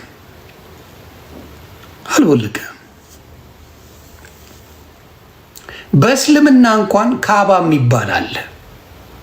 በእስልምና ለኢብራሂም ወይም ለአብርሃም ከበረዶ የነጣ ካባ ተሰጥቶታል ይላሉ ራሳቸው። ካባ አለ በእስልምና ራሱ አለ። ለሙሴ ኦርቶዶክስ ስትል ወይም ክርስትና ለሙሴ ተሰጥቶታል ሲባል የሙስሊሞች ደግሞ ለአብርሃም ወይም ለኢብራሂም ተሰጥቶታል ተብሎ ኮፒ ፔስት አለ። እንደዛ ነገሮች አሉ። የስራው ባህሪ አይደል? አንዳንድ ነገር ትኮራረጅ የለ እንደዛ ነገሮች አሉ። ሌላም አለ። ኧረ በደንብ ዕብራውያን ላይ ቆይ በደንብ ላንባው። ይኸውልህ 9ን አንብቡት። ከዛ በኋላ ራእይ 11 19 የምትሉት እዚሁ ላይ 9:9ን ብታነቡ የዕብራውያን ላይ ምን ይል መሰላችሁ? ይህ ለአሁኑ ጊዜ ምሳሌ ነው። ለአሁኑ ጊዜ ምሳሌ ነው። እንደዚህም መባና መስዋዕት ይቀርባሉ። ኦርቶዶክስ የምታቀርበው እንደዚህ አይነት መስዋዕት ነው። ምን አለ? ይህም ለአሁኑ ጊዜ ምሳሌ ነው። እንደዚህም መባና መስዋዕት ይቀርባሉ። እንደዚህም እስከ መታደስ ዘመን ድረስ የተደረጉ ስለ ምግብና ስለ መጠጥም ስለ ልዩ ልዩ መታጠብም የሚሆኑ የሥጋ ስርዓቶች ብቻ ናቸውና የሚያመልከውን በሕሊና ፍጹም ሊያደርጉት አይችሉም። ስለዚህ ይሄ አሁንም ድረስ የሚደረግ የክርስቶስን ነገር የሚደረግበት ምሳሌ እንደሆነ አሁን ድረስ አለ። ቀንጭባችሁ የምታነቧን ነገር አሰቃያቻችሁ። በመጀመሪያ ደረጃ ታቦትን እናንተ አታምኑ። የታቦት እምነት አልነበራችሁም በፊትም። እኔ ስለ እግዚአብሔር የሚባል ነገር ብዙ ጊዜ ስትሉ አልሰማም፣ በኢየሱስ ስም እንጂ የእግዚአብሔርን ስም ሙሉን እንኳን የምትጠሩ አይደላችሁ። አደለ? ስታዩት የእግዚአብሔርን ስም ራሱ ብዙ ጊዜ ሲጠሩ አይደለም። መድረክ ላይ ብትመጡ ምን ላይ እግዚአብሔር ተናገረኝ ብላችሁ የምትዋሹት ውሸት ራሱ እግዚአብሔር የሚናገረው በመልአኩ አድርጎ ነው። ጌታ ኢየሱስ የሚናገረው በመላእክቶች አድርጎ ነው የሚናገረው። እናንተ በድፍረታችሁ እኮ እግዚአብሔር ተናገረኝ ብላችሁ መድረክ ላይ የምትዋሹ ሰዎች ናቸው። የትኛው ትንቢታችሁ ነው የሰራው? ስለዚህ ስለ ታቦት እንኳን መጽሐፍ ቅዱስ የሚለውን እንኳን አይሰሙም። ምን ይል መሰላችሁ? ወደ ታችም መውረድ ትችላላችሁ።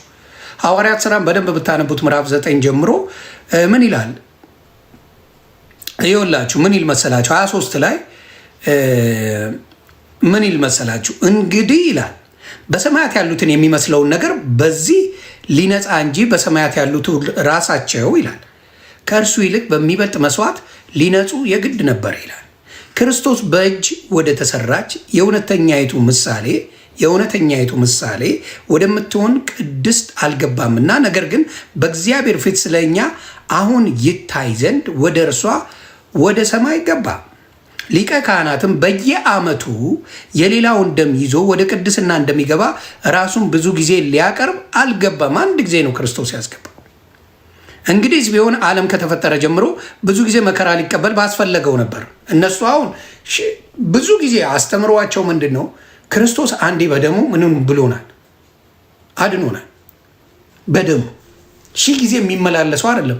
ለነሱ አሁንም ክርስቶስ ይጸልያል ተብሎ ነው የሚነገራቸው።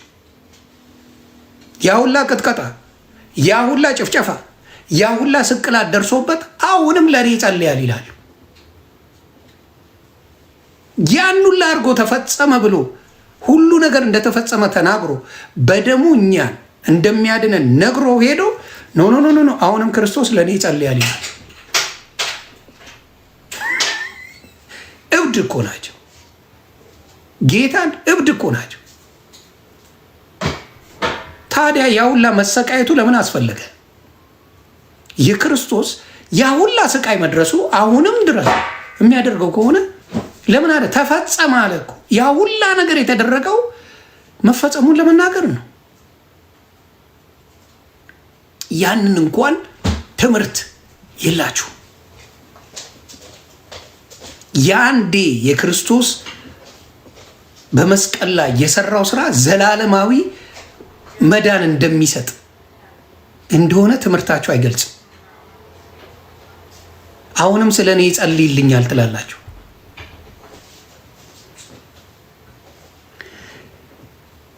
ከዛ በኋላ ታያላችሁ። እስቲ 13:10 አንብበው እያላችሁ ጠይቃችሁኛል ብዙ ጊዜ። ላንብበው ዕብራውያን 13:10። እሺ ዕብራውያን 13:10 በነገራችን ላይ አብዛኛው የሚቃወሙት የክርስቶስ የሆነውን ነገር ነው። ቅዱሳን ሲባል ለክርስቶስ ብለው የሞቱ ናቸው። መስዋዕት የሆኑት ለክርስቶስ ብለው ነው። አብዛኛው ተቃውሟቸው የክርስቶስ የሆኑትን በሙሉ ነው የሚቃወሙት። ይሄ ዲያብሎስ የሚሰራው ስራ ነው። የክርስቶስን ከተቃወምክ የማንን ልደግፍ ነው? ምስጋናና አምልኮ ለይተው የማያውቁ ናቸው። ምስጋናና አምልኮ ለይተው አያውቁ። ማመስገን መንገደኛ ታመሰግናለህ። አምልኮ ግን ለክርስቶስ ብቻ ነው፣ ለስላሴ ብቻ ነው አምልኮ። ስለዚህ እስቲ 13:10 አንብብ እያላችሁኝ ነው። መሠዊያ አለን፣ ከእርሱም ሊበሉ ድንኳኒቱን የሚያገለግሉ መብት የላቸውም። ሊቀ ካህናት ስለ ኃጢአት ወደ ቅድስት የእንስሶችን ደም ያቀርባልና ስጋቸው ግን ከስፍሩ ውጪ ይቃጠላል። ኦኬ። ስለዚህ ኢየሱስ ደግሞ በገዛ ደሙ ሕዝቡን እንዲቀድስ ከበር ውጪ መከራን ተቀበለ። እንግዲህ ነቀፌታውን እየተሸከምን ወደ እርሱ ወደ ሰፍሩ ውጪ እንውጣ። በዚህ የምትኖር የከተማ የለችኝምና፣ ነገር ግን ትመጣ ዘንድ ያላትን እንፈልጋለን። ማቴዎስ 5:23 እሺ፣ ተራው እናንተ ነው ዛሬ። ኧረ በጥቅስ ኦርቶዶክሶች እንዴት ነው? ከብዳችኋል። በሰላም ነው? 5:23 በሰላም ነው? ኦርቶዶክሶች የት ነበራችሁ እስከ ዛሬ? ይኸው እንግዲህ ማቴዎስ 5:23 ላንብላችሁ። ጴንጤዎች እየተማማርን እንግዲህ መባን በመሠዊያው ላይ ብታቀርብ፣ በዚያም ወንድምህ አንዳች በአንተ ላይ እንዳለው ብታስብ፣ በዚያ በመሠዊያው ፊት መባህን ትተህ ሂድ።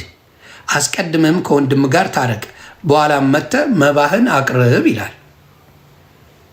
እንግዲህ ያው ውሃ እየጠጣችሁ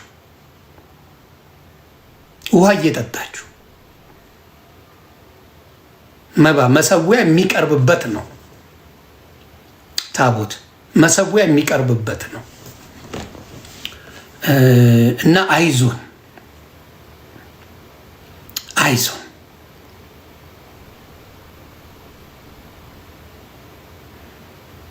እና ብዙ ጊዜ ላይ ባለው ጥያቄ ብዙ ጊዜ የመከላከል ስራ መስራት ለክርስቶስ ጠበቃ የሆኑ ይመስላቸዋል።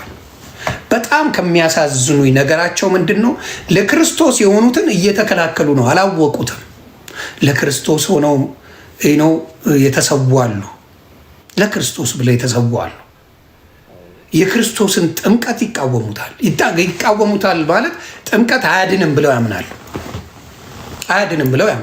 ያ ማለት ተቃውሞ ነው። ያመነ የተጠመቀም ይድናል። አብዛኛዎቹ ካያችሁ አምነው ተጠምቀዋል። ወዲያው አምኖ ቆይ ትንሽ ልቆይ ብሎ የቆየ መጽሐፍ ቅዱስ ላይ አንድ ሰው አታመጡ። የሚያመጡት አንድ ውሸት፣ ኢየሱስ ክርስቶስ ኃጢአትን እንደዚሁ ያስተሰርያል አይደለ? አንቺ ኃጢአትሽ ተሰርየዋል፣ አንተም ተሰርየዋል እያለ ይሸኛል። ኢየሱስ ክርስቶስ ምን ስለሆነ? ኃጢአትን የሚያሰርይ ስለሆነ። መስቀል ላይ የተሰቀለውን ኃጢአቱን ይቅር ብሎ ስላለው እሱ እኮ አልተጠመቀም ብለው እንደ ምክንያት ያቀርባሉ። ኢየሱስ ክርስቶስ ሳይጠመቁ ይቅር ያላቸው ኃጢአተኞችን አሉ መጽሐፍ ቅዱስ ላይ። ኢየሱስ ራሱ ስለሆነ ራሱ ከሆነ ያደርገዋል። እኛ ግን ከሆንን በመንፈስ ቅዱስ መጠመቅ ስላለብን የእሱን ስጦታ የሚሰጠን ማን ነው? ክርስቶስ ነው። ጥምቀቱ ነው። በመንፈስ ቅዱስ ያጠምቃቸዋል ከኔ በኋላ የሚመጣው ብሎ ማን ተናግሯል? ዮሐንስ ተናግሯል። በመንፈስ ቅዱስ እኔ በኋላ ነው የማጠምቃችሁ። በመንፈስ ቅዱስ ለመጠመቅ ነው ጥምቀት ራሱ የሚያስፈልግ። መንፈስ ቅዱስ አንተ ላይ የሚያርፈው በምን ስትጠመቅ ነው። አለበለዚያ አርፍ ነው። ከየት በኩል ወየ ማህዬ የት ጠፍተሽ ነው የኔ ውድ? እና ያ ነው ያለው። አሁንም ሰላም መሐመድ አምጪ ጥቅስ ከታች ጻፊልኝ። አምኖ ያልተጠመቀ ከታች አምጪልኝ። መስቀሉ ጋር ያለው ክርስቶስ ብቻ ስለሆነ ማለት ነው። ከሱ ጋር ስለሆነ ነው። ይዛኔ አምጫ አምጪ ገለቴ አምጪ። ስለ ቁርባኑ እኔ ዮሐንስ ወንጌል አንዴ ጊዜ ከሰጣችሁኝ ታፕታፕ ኮፒ ሊንክ እያደረጋችሁ አንድ ነገር ላሳያችሁ ፈልጋለሁ። በጣም የተደነቅኩበት የክርስቶስ ራሱ ያላቸው ነገር ከ5 እስከ 7 ነውና እስቲ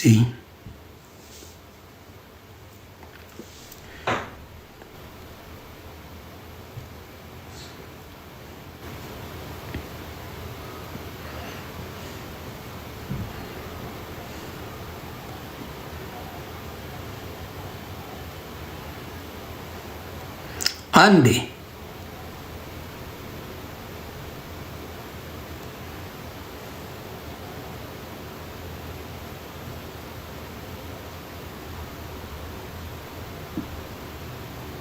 አንዴ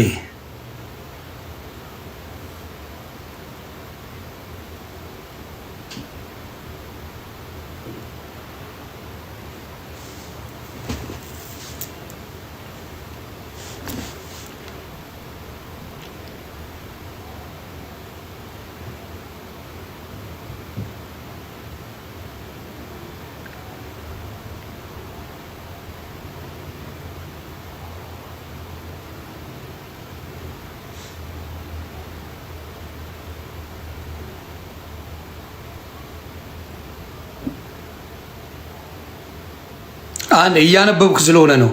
በጌታ ጃን 6:6-66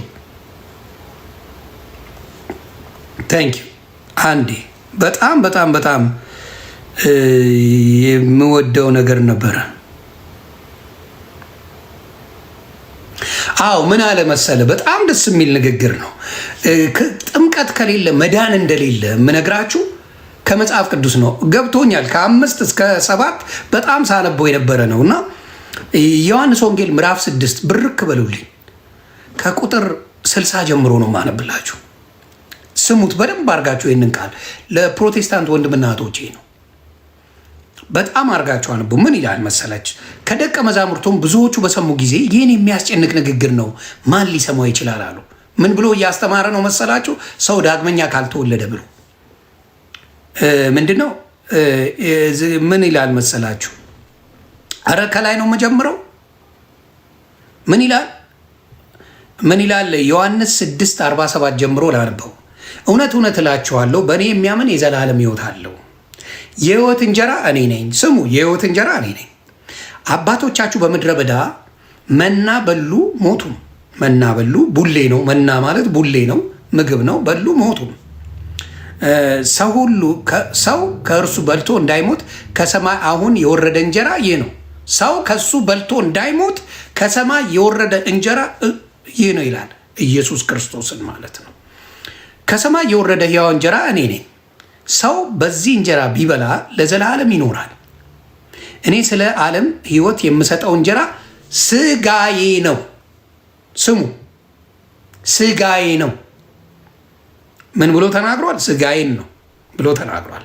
እንግዲህ አይሁድ ይህ ሰው ስጋውን ልንበላ ይሰጠን ዘንድ እንዴት ይችላል ብለው እርስ በርሳቸው ተከራከሩ። ስለዚህም ኢየሱስ እንዲህ አላቸው፣ እውነት እውነት እላችኋለሁ የሰውን ልጅ ስጋ ካልበላችሁ ደሙንም ካልጠጣችሁ በራሳችሁ ሕይወት የላችሁም። ደግሜ አነበዋለሁ። ስለ ቁርባን ነው የሚያወራው። ምን ይላል? ስጋዬን ያልበላ ደሜን ያልጠጣ የዘላለም ሕይወት የለውም ነው የሚለው። በደንብ ስሙ። ስለዚህ ኢየሱስ እንዲህ አላቸው፣ እውነት እውነት እላችኋለሁ የሰውን ልጅ ስጋ ካልበላችሁ ደሙንም ካልጠጣችሁ በራሳችሁ ሕይወት የላችሁ። ይህን የሚለው ራሱ ኢየሱስ ክርስቶስ ነው። ሌላ ሰው ቢል ኖሮ ምን ታደርጋላችሁ? አይ አልሰማውም ነው ጳውሎስ ነው ወይም ዮሐንስ ነው ወይ ሉቃስ ነው ብላ ልትተው ትችላል። ክርስቶስ ነው የሚለው። ከዛ ይቀጥላል። ስሙ በደንብ ደሙንም ካልጠጣችሁ በራሳችሁ ሕይወት የላችሁም። ስጋዬን የሚበላ ደሜንም የሚጠጣ የዘላለም ሕይወት አለው፣ እኔም በመጨረሻው ቀን አስነሳዋለሁ። ምን ማለት ነው? ስጋዬን የሚበላ ደሜን የሚጠጣ ስጋዬን የሚበላ ደሜንም የሚጠጣ የዘላለም ሕይወት አለው፣ እኔም በመጨረሻው ቀን አስነሳዋለሁ ይላል መጽሐፍ ቅዱስ። ስጋዬ እውነተኛ መብል ደሜም እውነተኛ መጠጥ ነውና ይላል መጽሐፍ ቅዱስ። ስለዚህ እራት ላይ አድርጎ ሲነግራቸው የነበረው ይህንን ነበር። ስጋዬን የሚበላ ደሜን የሚጠጣ የዘላለም ሕይወት አለው። ይሄ መጽሐፍ ቅዱስ ነው የሚለው። ይህን ይደብቋቸዋል፣ አያስተምሯቸውም፣ አይነግሯቸውም። ቁርባን የዘላለም ሕይወት ነው፣ መጽሐፍ ቅዱስ ነው። ዮኒ ማኛ ምንም አድርጎ አያወራም። ከዛ ምን ይላል? ስጋዬን የሚበላ ደሜንም የሚጠጣ የዘላለም ሕይወት አለው፣ እኔም በመጨረሻው ቀን አስነሳዋለሁ። ስጋዬ እውነተኛ መብል ደሜም እውነተኛ መጠጥ ነውና ስጋዬን የሚበላ ደሜንም የሚጠጣ በእኔ ይኖራል፣ እኔም በእርሱ እኖራለሁ። ሕያው አብ እንደላከኝ እኔም ከአብ የተነሳ ሕያው እንደምሆን እንዲሁ የሚበላኝ ደግሞ ከእኔ የተነሳ ሕያው ይሆናል። ከሰማይ የወረደ እንጀራ ይህ ነው። አባቶቻችሁ መና በልተው እንደሞቱ አይደለም። ይህ እንጀራ የሚበላ ለዘላለም ይኖራልና። በቅርብ ፍሬናሆም ሲያስተምር ይህን በምኩራብ አለ። ከደቀ መዛሙርቱም ብዙዎቹ በሰሙ ጊዜ የሚያስጨንቅ ንግግር ነው፣ ማን ሊሰማው ይችላል አሉ። ለምን? ብዙ ጊዜ የክርስቶስ ምሳሌ የሚያስተምረው ክርስቶስ የሚነግራቸው ውዝግብ ነው የሚልባቸው። ታስታውሱ እንደሆነ ይህን ቤተ መቅደስ አፍርሼ በ3 ቀን አስነሳዋለሁ ብለዋል። ያንን እነሱ የመሰላቸው 46 ዓመት የፈጀውን ቤተ መቅደሳቸውን ሰባብሮት እንደ አዲስ እሰራዋለሁ ያለ ነው የመሰላቸው። እሱ የሚያወራው ስለ ሕይወት ነው። ሞቼ እነሳለሁ በ3ኛው ቀን አድናቸዋለሁ ነው የሚለው። እነሱ ውስጥ ያለውን ነገር ነው እየተናገረ ያለው። ይህንን አይልም። ከዛ እንቀጥለዋለን። እንግዲህ ከዛ ምን ይላል? ኢየሱስ ግን አለ ከደቀ መዛሙርቱን ብዙዎቹ በሰሙ ጊዜ ይህ የሚያስጨንቅ ንግግር ነው፣ ማን ሊሰማው ይችላል አሉ። ኢየሱስ ግን ደቀ መዛሙርቱ ስለዚህ እንዳንጎራጎሩ በልቡ አውቆ አላቸው፣ ይህ ያሰናክላቸዋልን አለ። እንግዲህ የሰው ልጅ አስቀድሞ ወደ ነበረበት ሲወጣ ብታዩ እንዴት ይሆናል? ሕይወትን የሚሰጥ መንፈስ ነው፣ ስጋ ምንም አይጠቅምም። እኔ የነገርኳችሁ ቃል መንፈስ ነው ሕይወትም ነው። መንፈስም ነው ሕይወቱም ነው። ስጋውን ስትወስድ የክርስቶስ ኢየሱስን ስጋ ስትወስድ በመንፈስ እንጂ እንደ ምግብ የምጠቀጥቀው አይደለም። በመንፈስ ቅዱስ ተሞልተ ተወስደዋለህ። ያ የመንፈስ ሕይወት ይሆናል፣ የዘላለም ሕይወት ይሆናል እንጂ እንደ ሆዳም የምትወስደው አይደለም። ስለዚህ ምን አለ? ነገር ግን ከእናንተ የማያምኑ አሉ አለ። ነገር ግን ከእናንተ የማያምኑ አሉ። ኢየሱስ የማያምኑ እነማን ናቸው? እነዚህ ጴንጤዎች፣ ሉተራውያን አይደሉም።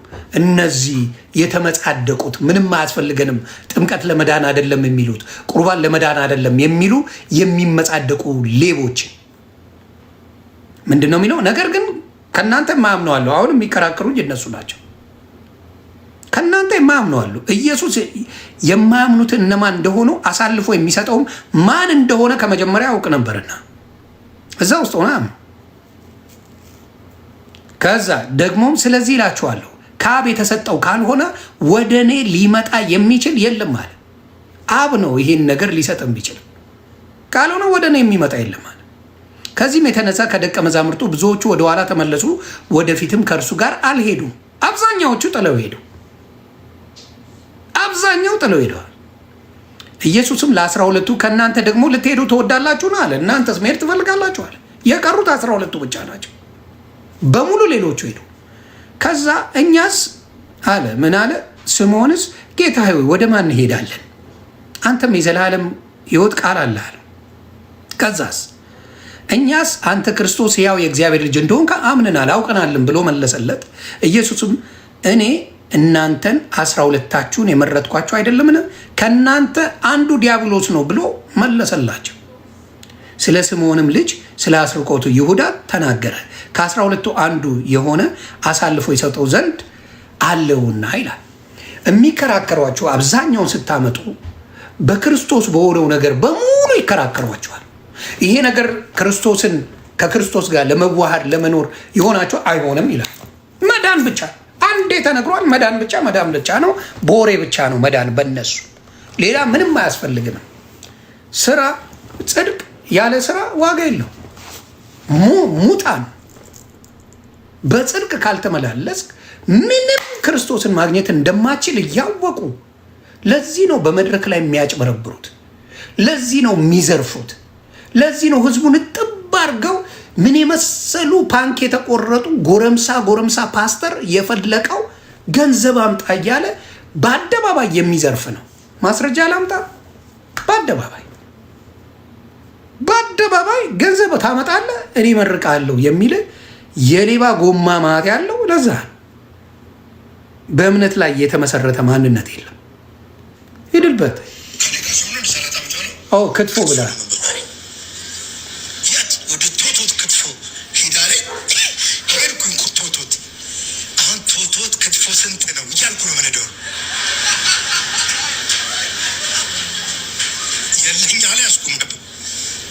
ያኔ ሞባይል ባንኪንግ የለም ምናምን የሌለበት ጊዜ ከዛ ደረስን።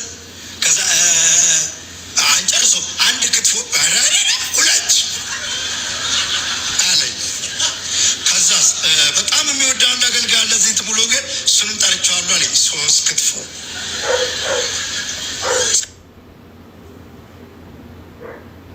ዋጋ ሁሉ አልገባኝም። እግዚአብሔር ምስክሬ ብር አልያዝኩማ ብሎኛል። ከዛ የተጋበዘው ሌላ ሀገር የመጣ ሲመጣ ነብይን እጎዳለሁ ስላየሁ ደስ ብሎኛል። ከዛ በላን እኔ አንተ ስላገኘሁ እኔን የምከፍለው አለኝ።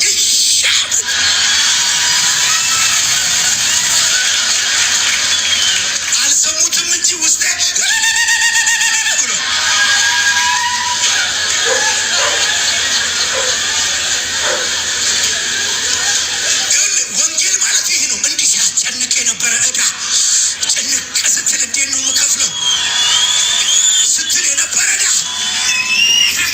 ስማ አንተ መሀይም እዳ ስለ እዳ ጌታ ተጨንቆ አያውቅም። ሰርተ ክፈል።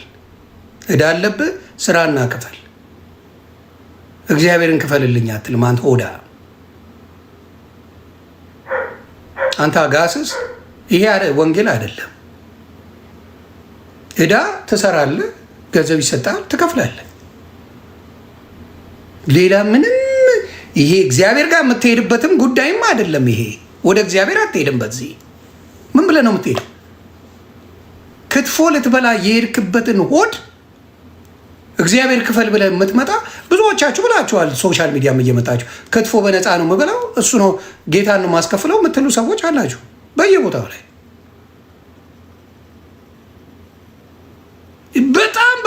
በጣም ነብይ ችግኝ ምለዋለ በላይ የሚባለው ለ5 ዓመት ለስላሳና ሚሪንዳና ዳቦ ያበላይ ነበር ክርስቶስ እያለ ይዋሽ ነበር። እና በጣም የሚገርመኝ ነገር ትምህርታቸው ከዚህ የዘለለ ወንጌል የለው። ከዛ አሜን ይላል ወጥቶ። ይሄ ከብት የሆነ ህዝብ ደግሞ ስማ አሜን በቃ ይነሳና አሜን ይላል። ክትፎ ሊበላ ምድረ አጋስስ አሜን እየተነሳ አሜን። ይሄ ወንጌል አይደለም። ክርስቶስ ለነፍስ እንጂ ለስጋ የምትሰብከው አምላክ አይደለም። ለስጋቸውማ ልንገርህ አይደለ እንዴ እንትን አሳ እያጠመዱ ይበሉ ነበረ። አሳ እያጠመዱ በደንብ አድርገው ይበሉ ነበረ። ድንኳን ሰፊዎች ነበሩ፣ በደንብ ይበሉ ነበረ። ለስጋቸውማ መኖሪያ አላጡም ነበረ። አብዛኛዎቹ ክርስቶስን የተከተሉት አላጡም ነበረ። የስጋቸው ጉዳይ አይደለም። ትምህርታችሁ የወንብድና ታገኛላችሁ፣ በር ይከፈትላችኋል፣ እንደዚህ ታገኛላችሁ። ሞቲቬሽናል ስፒከሮች ሌቦች ናቸው። እኔ ጌታ ኢየሱስ ምስክሬ፣ አሁንም የምጠራው የሱ ስም ነው። በጣም የምወደው አዳኝ ስም የክርስቶስ ስም ነው። ሁሉም የዳነ ነው። ቅድስት ድንግል ማርያም በጌታ የዳነች ናት። ልጄ ልጄ እያለች ያሳደገች ናት። ቅድስት ድንግል ማርያም የዳነች ናት። ሌሎቹ በሙሉ በኢየሱስ ክርስቶስ የዳኑ ናቸው፣ ጻድቅ ናቸው። በክርስቶስ ያመነ በሙሉ እንደሚጸድቅ አምናለሁ። የጸደቁትን ሰዎች ክብር መስጠት ማመስገን እንደ ወንጀል ከተቆጠረ አንተ ፓስተር የተባልከው ወሮ በላ ከትፎ የምትበላውን የሚያመሰግን ሰው አለ አይደል እንዴ? እሱ ሲሆን ይቆጠራል አይደል? ለአንተ ፓስተርን ይሄ ወሮ ስለ ክትፎ የሚያወራው ስለ ገንዘብ የሚያወራውን ማመስገን ችግር የለው። ሌት ተቀን ክርስቶስን ስም እየጠሩ የሚያመሰግኑ ቅዱስ ቅዱስ ቅዱስ የሚሉት ግን የስድብ ናዳ፣ የማንቋሸሽ መዓት፣ የምን ነገር ታደርሳለህ አንተ? 5-6 ልጆች ከተለያዩ ሴቶች ወልዳችሁ የምትዘምሩት እናንተ ትመሰገናላችሁ። የእናንተ መዝሙር ይሰማል። ለምን ችግር የለውም። ድምፃችሁ ያምራላ። ድምፃችሁ ነው። ሰውን ማታለል ይቻላል። ኢትስ ኖት አ ፕሮብለም። እውነተኛ መንፈስ ቅዱስ ግን የለባችሁ፣ ታውቁታላችሁ ውስጣችሁ። ስለዚህ አሁንም እኔ የምናገረው ገብቼ እውነተኛ ክርስቶስ ያለበት መስሎኝ የወንበዴ መናኸሪያ መሆኑን አውቄ ነው የወጣው። ጌታ ኢየሱስ ምስክሬ፣ የወንበዴ መናኸሪያ፣ የዱርዬ መሰብሰቢያ፣ አስተማሪዎቻቸው በድፍረትና በንቀት የተሞሉ አካውንት ነንበራቸውን በሙሉ የሚፖስቱ ሌባ መሰብሰቢያ ሆኖ አገኘሁት። ይህን ደግሞ አጋልጣለሁ። ትታነቅ እንደሆነ ያለው እኔ አልፈራችሁም፣ ታቀኛለህ። በጣም ደፋር ነኝ። የምደፍረው ሰውን እንጂ አምላኬን አይደለም። አጋልጣለሁ። ነቢያት የተባልክ በሙሉ ሌባ ያየሁት ዘራፊ፣ አካውንት ያስቀመጠ ካለ ነቢይ ብሎ ሐዋርያ ብሎ ካለ ሌባ ብቻ ነው። ይህን ተቀበል እና አሁን ሳየው ፖለቲካም ጭምር ነው። ፖለቲካም ጭምር ነው። ወደ ፖለቲካ እየወሰዱት ነው። ብልጽግና ጋር መጠጋጋት ፈልገዋል። ኖ ኖ ኖ ኖ፣ አብይ ይሄን አይፈልገውም። እኔ በደንብ አድርጌ ልንገርህ፣ አቢቹ ፖለቲከኛ ነው። አቢቹ ጋር ወስደ ለጥፋለሁ ብትል ራስህን ቻል ነው የሚልህ። ራስህን ቻል፣ እዛ ሄደህ የፈለግከውን አድርግ። ፖለቲካ ላይ ነው ሰውዬው። ሀገር የሚመራ ነው። እዚህ ምናምን የሚያጨበጭብል ነገር የለም። ስላስመሰላችሁ ነው። ተናግሯል። እሱ አጋልጡ ነው ያለው። ሰብስቦ ምድረ ሌባ ትጋለጣለህ ነው ያለው። በመረጃ ሲገኝበት አፈር ከድሜ እንደሚያስገባ ቃል ለምድር ለሰማይ። በጣም የመረረው ነገር የዛ ቤት ብትንትኑ መውጣቱ ነው።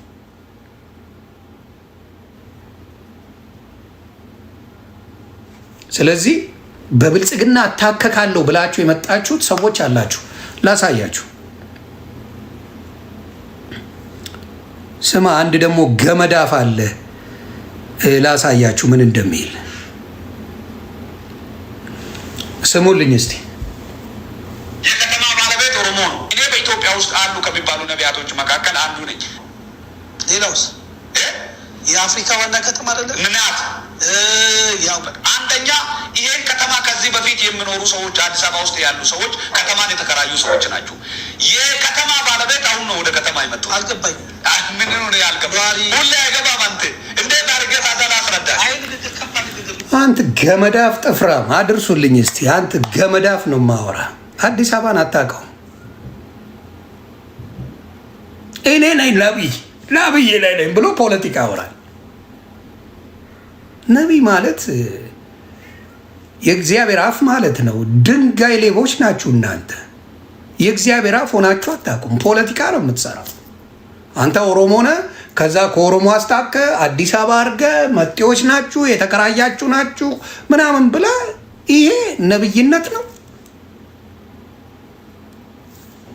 እንደዚህ አይነት የደነቆረ አስተሳሰብ ያላቸው ናቸው የጴንጤ ሃይማኖተኛ በብዛት። ሰባኪዎቻቸው ፖለቲከኞች ናቸው።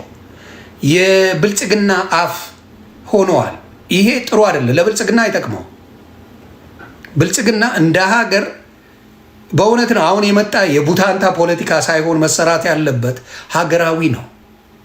ከ50 ዓመት በፊት ጴንጤ የሚባል ነገር የለም ኢትዮጵያ ውስጥ ኖሮም አያውቅም። መወሻሸት አያስፈልግም። ዛሬ የገባ ነው መግባቱ ችግር የለብኝም።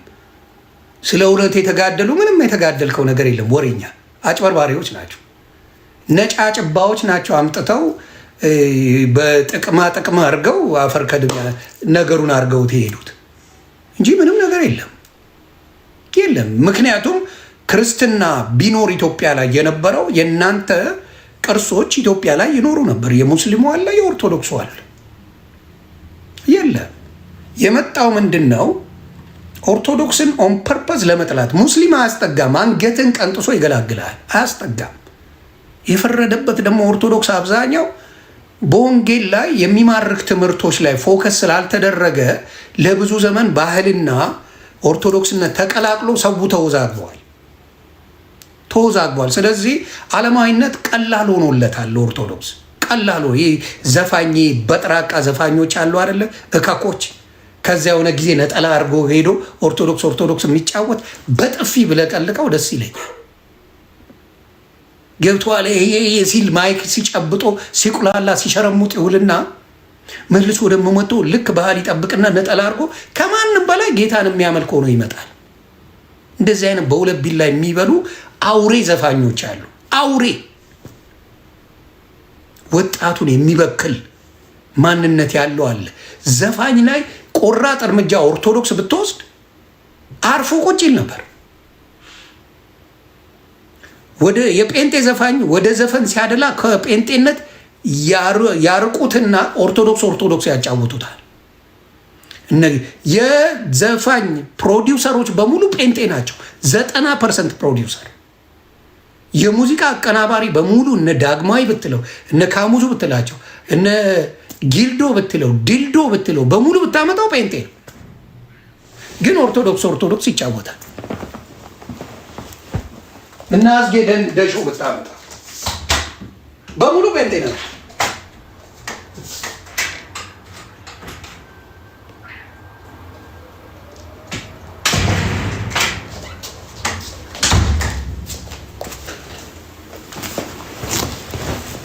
በሙሉ ብታመጣቸው እነሱ ናቸው።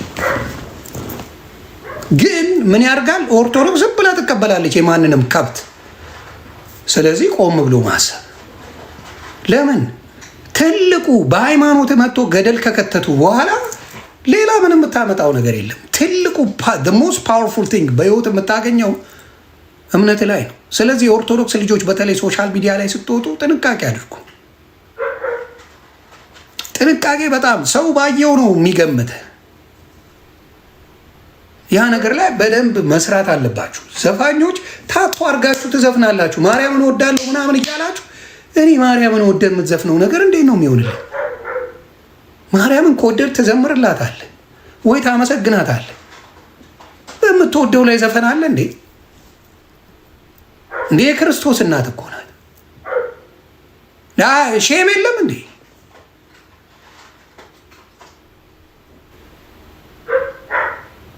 ልጅነት ነው አያውቁም ብለህ አሁን የገብርኤልን ታቱ አድርገዋል። እነ ቲክታክ ላይ የምናውቃቸው መሀይማን ገብርኤልን እዚህ ጋር አድርጋ የኋላ ሸት ያጫውታታል። ጀለሷ ቦይፍሬንዷ እዛው አይቀስፈውም እንዴ ገብርኤል? ስለዚህ በማስተዋል ብታደርጉ ጥሩ ነው። ማስተዋል ይኑር። አትሳፈጡ። በተለይ ማትሳፈጡን ነገር ቅዱሳንን ነው። ቅዱሳን ጋር አትሰፋፈጡ።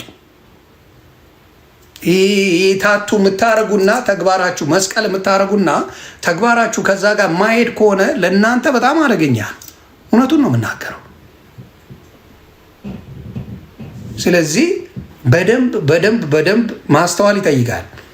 ጴንጤ ጋር እንዳልኩ የ50 ዓመት ማንነት ከሌለ ከዛ በፊት የነበረው ማንነት የወረደ ነው። በዓላት መጽሐፍ ቅዱስ ላይ አሉ። የፋሲካ በዓል እንዳለ መጽሐፍ ቅዱስ ይናገራል። የሰንበት በዓል እንዳለ ይናገራል። ብዙ ነገር መጽሐፍ ቅዱስ ላይ ይናገራል። ለክርስቶስ ተብሎ የሚደረገው ነገር ወይም ደግሞ ክርስትናን የሚመስል ነገር የሚደረገው ነገር የምቃወመው አይደለም።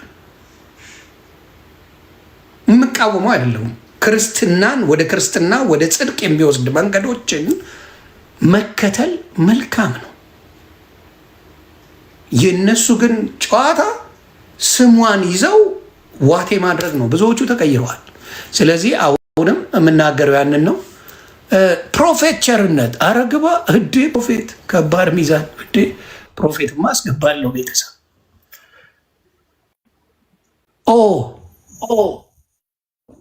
የባንክ አካውንቱን አልጻፍከውም፣ ቁጥር ብቻ ነው ቀይ ኤዲት አድርገው ነው። ፕሮፌት ቸርነት ምን ነው ወጣ?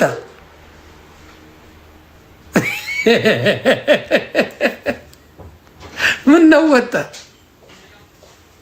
የባንክ አካውንቱን አሁን ካልኩ በኋላ ኤዲት አረከው። ና እንጂ ቸሬ ና እንጨዋወት። ና አባቴ ግባ ና። እኔ ፕሮፌት ብቻ ነው እዚህ ቤት የማስገባው፣ ዝም ብሎ አይደለም። ፕሮፌት ና ግባ። ቸርነት ና ፖርፈኝ ፕሮፌት ምን ችግር አለ? ፖርፈኝ አባ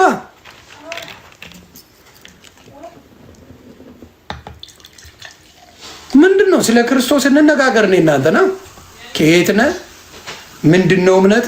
ዘግበኝ። ከየት ነህ? ወዴት ነህ? ጥያቄ አለ።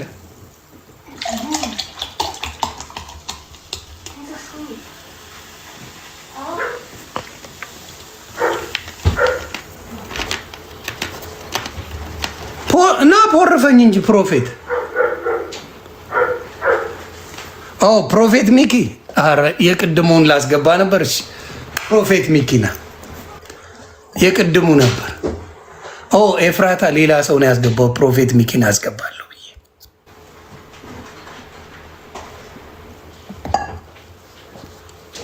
ቆይ ሌሎቹ ገንዘብ ባለ ገንዘቦቹ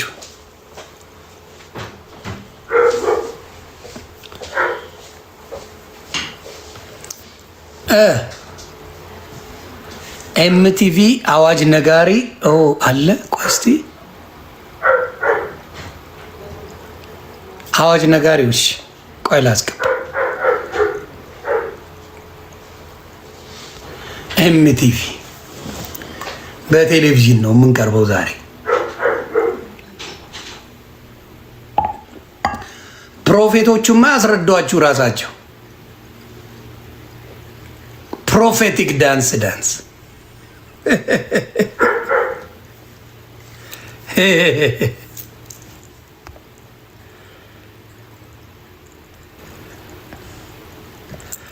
እሺ ላስገባው። አንድ ጀለሳለኝ።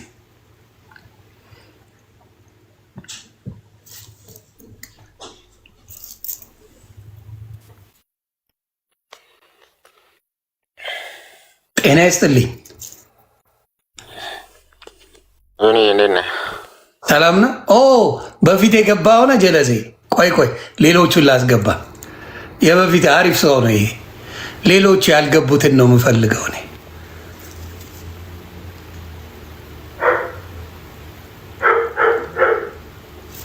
እኔ ፕሮፌት የሉም እንዴ? እኔ ፕሮፌት ነው ያማረኝ። ነብዮቹ ነው ያማሩኝ እኔ። እሺ መቻባት ነብዮቹ ፕሮፌቲክ ባሻ መጥቷል። እንኳን ደህና መጣ ባሻ። ከየት ነው ብለህ ጠይቃቸው። ባሽነት በጣም ሰካራም የነበረ ሰው። በነገራችን ይህን ሰውዬ አልጨረስንም። አንዴ ወይም ጨርስ። ተከራይ ማለት እኮ ባለ በፈለገ ቀን የምታባረው ማለት ነው። እየነገርኩ ያለው ባለቤቱ አይደለም። ከተማው አይታል አይደለ? የተለያየ ሰው ነው የምኖርበት። ይኑር፣ ለማባረር አይደለም እኔ ያልኩት። የድምፅ ብክለት ቢባል አዋጅ አልኩት። ከተማ ጠፋብኝ፣ ተቀየረብኝ። እርጋታ የለውም። ይኸውላችሁ ይሄ ንግግሩን ስሙት። ይሄ ነቢይ ነው እንግዲህ። በኦርቶዶክስ ደግሞ ምን የተባለው ነው? እነ ምንድን ነው ጠበልቀጂ፣ ንፍጣም ጠበልቀጂ የተባለው ወንድማችን ደግሞ የኦርቶዶክሱን ጥያቄውን እስቲ ስሙ። ንጽጽር ብንሰራ ጥሩ ነው አይደል? እስቲ ንጽጽሩን እንስማው። እስቲ እንስማው የእነሱ ነብይና እስቲ ስሙ። ይህን ሁሉ ዓመት የተሰራ 40 ምናምን ዓመት አልተሰራም ቤተ መቅደስ። አሁን እኛ ቤተክርስቲያን ስንሰራ 40 ምናምን እንፍጭው በቃ በመጽሐፍ ቅዱስ መሰረት እንሂድ እያልን አናደርገውም ማለት ነው። ከሌዋውያን ካህናት ጋር ካለው አሁን ታቦቱ ደግሞ ከሚወጣበት ከሚከብርበት ጋር አንጻር ስናየው ደግሞ እንዳለ የተወሰደ ነው። ለምሳሌ ዳዊት ሲዘምር ምን ያደረገው ታቦቱ ፊት ለፊት ላይ ሆኖ ከሌዋውያን ካህናት ጋር እየከበሩ እየመታ እየዘመረ አገልግሏል። ስማልኝ እሺ፣ ታንኪዩ ዘማሪያ። አምቡላንሱን ስማ። አይደለችም ከተማው ዱባይ ናት። ከተማ አውሮፓ ነው። ከተማ ታይላንድ ነው። ከተማ ስዊዘርላንድ ይመስላል። አይታለ ተቀየረ። ይሄንን እውነት እንዴት እንግለጠው? ስነግራችሁ አይገባችሁ። ይኸውልህ እኔ አንድ ነገር ልንገርህ። አንተ በተለይ ፖለቲካው ምን አገናኘው? ስለ ከተማ ማውራትና ስለ ድህነት ማውራት ምን አገናኘው? ክርስትና ማለት ስለ ድህነት የምታወራው ስለ ከተማው ምን ያገናኘዋል? ምን አገናኘው? አያችሁ፣ ምንም እውቀት የላቸውም። መቀበጣጠር እንጂ ቃሉን አያውቁትም። ጌታ ኢየሱስ አብዛኛዎቹ፣ ሁሉም አይደለም የሚያወራው ስለ ከተማ። በነገራችን ላይ ዋና ዋና ኢትዮጵያ መንገዶች ላይ ተሰሩ ማለት በየመንደሩ ጥሩ ነገር ተሰርቷል ማለት አይደለም። ለሾፍ ሱፍ አለሽ 5 የለሽ ልትሆን ትችላለህ።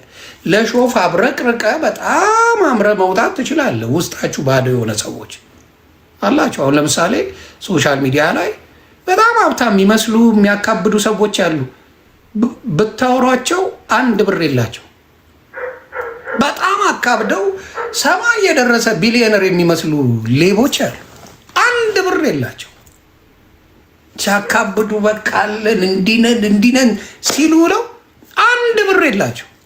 ጌታ ኢየሱስ ምስክር። ያ ማለት ነው አሁን ኢትዮጵያ ላይ ከተማው ላይ መብራት ምናምን አለ፣ ቤት ውስጥ መብራት የለም። ሞት ፖይንት ምን ዋጋ አለው? መንገድ ላይ እንጀራ አይጋገር። መንገድ ላይ አይደለም እንጀራ የምትጋገረው። መሰራቱ ጥሩ ነው። ፕራዮሪቲ የሚባለው ኢትዮጵያ ላይ በጣም ኮንፊውዝድ የሆነበት ሀገር ቢኖር ኢትዮጵያ ነው። ውጭውን ምን ያደርጋሉ? ያሳምራሉ፣ ውስጡ ባዶ። ፍሪጅ አለ ኢትዮጵያ ውስጥ። ፍሪጁ ልብስ ነው እና ጫማ ነው የምትደረድርበት። ምክንያቱም አብዛኛው ጊዜ ጀነሬተር የሌለው ሰው፣ መብራት የሌለው ሰው ፍሪጅ መብራት ከጠፋ ፍሪጁ ይጠፋል። ምን ያህል ሰው ነው ጀነሬተር ያለው ኢትዮጵያ ውስጥ? ምን ያህል ሰው ጀነሬተር ይጠቀማል? ስለዚህ ፍሪጅ ውስጥ የሚገባ ምግቦች በሙሉ ተበላሽተው ቁጭ ነው የሚሉት። ስለዚህ የውጭውን አሳምራችሁ ውስጡን ለቄስ የሚባል አይነት ነገር መሆን የለበትም። እኔ አቢቹን ብሆን ሞር የኢትዮጵያ ሕዝብ ከ80% በላይ ገበሬ ነው። ማዳበሪያ ነው የምሰጠው። ማዳበሪያ። ሰው ዳቦ መብላት ነው የሚፈልገው። ምን ፎቅ ቢያምር እሱ አይደለም። ምን ዋጋ አለው? የኢትዮጵያ ሀብት ንብረት በአናቱ ይተከል። እሱን አይደለም እኔ ማወራው እኔ በልቻለሁ። ፎቁን እያየው መራብ ነው እንዴ የምፈልገው? ነው ፎቅ ሳይኖረኝ ዳቦ መቀምሳትን ነው እኔ የምፈልገው። ልጆቼን የማሳደግበት ትምህርት ቤት የማስተምርበት ነው የምፈልገው እንጂ ፎቅ እያዩ ልጆቹ ግራም እንዲጋቡ አይደለም። ለዲያስፖራ አይደለም ኢትዮጵያ መኖር ያለባት በአጥሚቲ ስለ ኢትዮጵያዊነት ነው። ስለዚህ አንተ ጥበበኛ ከሆኑ ዶክተር አብይ ታደርሱታላችሁ ብዬ አስባለሁ። ብዙ ጊዜ ሀሳቤን ይቀበላል ብዬ አስባለሁ። ለገበሬዎች ማዳበሪያ በደንብ የሚያርስ ጀግና የሆነ የኢትዮጵያ ገበሬ አለ። ጀግና ገበሬ። ለገበሬው ማዳበሪያ ከሰጣችሁት፣ ውሃ ካመጣችሁለት ነፍሴ ህዝቡ በልቶ ያድራል። ትልቁ ስራ እሱ ነው። ያንን ካላደረጋችሁና መንገድ ላይ መብራት ስላረክ ሰው የበላ ከመሰለ እብዶች ናቸው። ስለዚህ ገበሬውን ማዳበሪያ ከሰጣችሁት፣ ውሃ የሚያገኝበትን መፍትሄ ከሰጣችሁት፣ ሌላ ከእናንተ ጋር የሚያጣላው የሚያጨቃጭቀው ነገር የለም። ሌላው ምስቴክ መንግስት የሰራውን ልንገርህ። መንግስትን መቃወም ወንጀለኛ ነው። በቃ ኢትዮጵያ ላይ መግባት አይቻልም፣ መውጣት አይቻልም። አሁን ኢትዮጵያ ላይ ሆኖ መንግስትን መንቀፍ አይቻልም። ይሄ እንኳን እናንተ ክርስቶስ ተነቅፏል። ምን አይነት መሀይምነት ነው? ብልጽግናን መንቀፍ ካልተቻለ አውሬዎች ናችሁ ማለት ነው፣ ናዚ ናችሁ ማለት ነው። ስለዚህ ብልጽግና የሚነቅፈን ቢኖር ኢትስ ኦኬ፣ ጥሩም ሰራ የሚል ኢትስ ኦኬ ብለህ መነጋገር የማትችልበት ካድሬ የሚሸተው ብቻ ከእናንተ ጋር የሚግባባበት ጥቅም የሚያገኝበት ከሆነ ሌላው ኢትዮጵያዊ ሀገሩ ካልሆነ ከእናንተ ያላንሸዋከከ ሰው ካልመሰላችሁ ይቺ የእንጀራ እናት ብልጽግና እናት፣ ሌላው የእንጀራ እናት ብልጽግናን ያልደገፈ አሜሪካን ሀገር እንደዛ አይነት ሰርቪስ የለም። ትራምፕ በአናት ተተከል እያልከው ሙሉ ሰርቪስ ይሰጣል። በዛ ሌቭል ነን እያልኩ አይደለም፣ ግን ቢያንስ ኢትዮጵያ ላይ የብልጽግና ካድሬ ካልሆንክ ሙሉ ምንም አይነት ሰርቪስ አታገኝም ማለት ብልግና ነው። አለመውደድ እችላለሁ፣ እንደዚሁ አስጠላኝ ብልጽግና ማለት እችላለሁ። ይህንን አስተውሉ። ብልጽግናን ሞር እንዲጠላ እያደረጋችሁት ያላችሁት በተለይ ይህ አጨብጫቢ ነቢያት ምናምን የምትባል ዝምባሞች ናችሁ፣ ቆሻሾች ናችሁ። እናንተ ብልጽግና ውስጥ ፖለቲካውንም ልትቆፍሩ ትፈልጋል። አብይ የሀገር መሪ ነው፣ ሃይማኖተኛ አይደለም። ሃይማኖት ፖለቲከኛ ነው፣ ፖለቲከኛ ነው። ስለዚህ የማይሆን ፖለቲካ ስትሰሩ እንደዚህ ይበላሻል። ሰው የኢትዮጵያ ውስጥ ተናገር ቢባል የመረረው የተጠየፈ ይበዛል። ኢትዮጵያ ላይ ከአንድ ቦታ አንድ ቦታ ለመሄድ የተቸገረው ህዝቡ በአሁን ሰዓት እንጂ በማንኛውም ዘመን እንደዚህ አይነት አይቻል አቅም ነኝ። ከአንድ ቦታ ወደ አንድ ቦታ ለመሄድ የተቸገረው ህዝቡ በዚህ ዘመን ነው። በዚህ ዘመን ያህል ረሃብ ኢትዮጵያ ላይ እየገባ የለም። በዚህ ዘመን ያህል መፈናቀል ኢትዮጵያ ላይ የታየበት የለም። ይህን መካድ የማይቻል ነው። የተፈናቀለው ህዝብ፣ የተራበው ህዝብ፣ ይህ ከቦታ ቦታ መዛወር የማይችልበት ህዝብ ያለበት በአሁኑ ሰዓት ነው። ስለዚህ ያንን ነገር ቆም ብለህ አስበው። ጴንጤ በጣም ጥቂት ነው ኢትዮጵያ ውስጥ ያለው። እንደው ሶሻል ሚዲያ ላይ ስለ ቀበጣጠሩ አሉ ለማለት ተሞከረ። ወፍ የለም። እውነተኛ ሰባኪ የላችሁ፣ ምንም የሚላችሁ የላችሁ።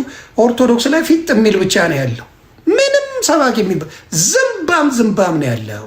ወፍ የለም። ሶሻል ሚዲያ ላይ ስለ ክርስቶስ ክብር የምትገልጹ አይደላችሁ። ያንን ነው ማለት። እውነት ሲነገር የሚያማችሁ ናችሁ። አንድ ስለ ጌታ ተገርሞ የሚነገር የለም። እያቸው ግባን ልክ ለጌታ ጠበቃ የሚቆሙ ይመስላሉ። ያስቁኛል። አንተ ለጌታ ጠበቃ ለመቆም አይደለም ፊቱ ትቆማለህ። የጌታ የሚለውን ህይወቱን ትኖረዋለህ።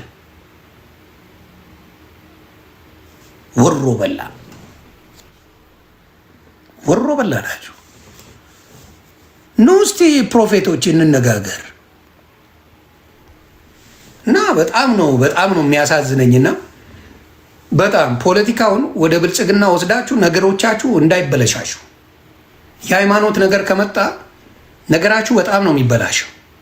ሃይማኖቱን እናንተ ሃይማኖት የለንም ትላላችሁ፣ ወደ ጌታ ነው ህዝብ የሚመጣው እያላችሁ ህዝቡን ታጃጅላላችሁ። ምድረ ሌባ ወደ ጴንጤነት ነው የምትወስዱት። አታጭበርበር። ጴንጤም ስትሆን ወደ 99 አይነት ጴንጤነት ነው የምትወስደው። አንድ እንኳን ጴንጤ የለም። እብድ ብላ እብድ ነህ። ገብቼ አየሁት፣ አነበብኩ፣ መጽሐፍ ቅዱስ ተረዳው መሰለኝ፣ አየሁ፣ ሀቁን አውጥቼ እናገራለሁ። የት ቦታ ነው የሳተ ንግግር የተናገርኩት? አምጣ።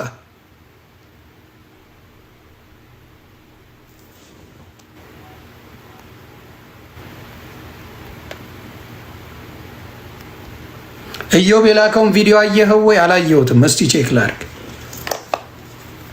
ላርግ እስቲ። እና አሁንም የምናገረው ፖለቲካ፣ የብልጽግና ፖለቲካ አታርጉት። ብልጽግና አልተዋጋችሁለትም። ምድረ ሌባ ጴንጤ ሆኖ እዛ የተዋጋ የለም። ዝምባ አታጭበርበር። ለሀገር ቆሞ አያውቅም። ምንድን ነው የምታወራው? ውጅ ባራ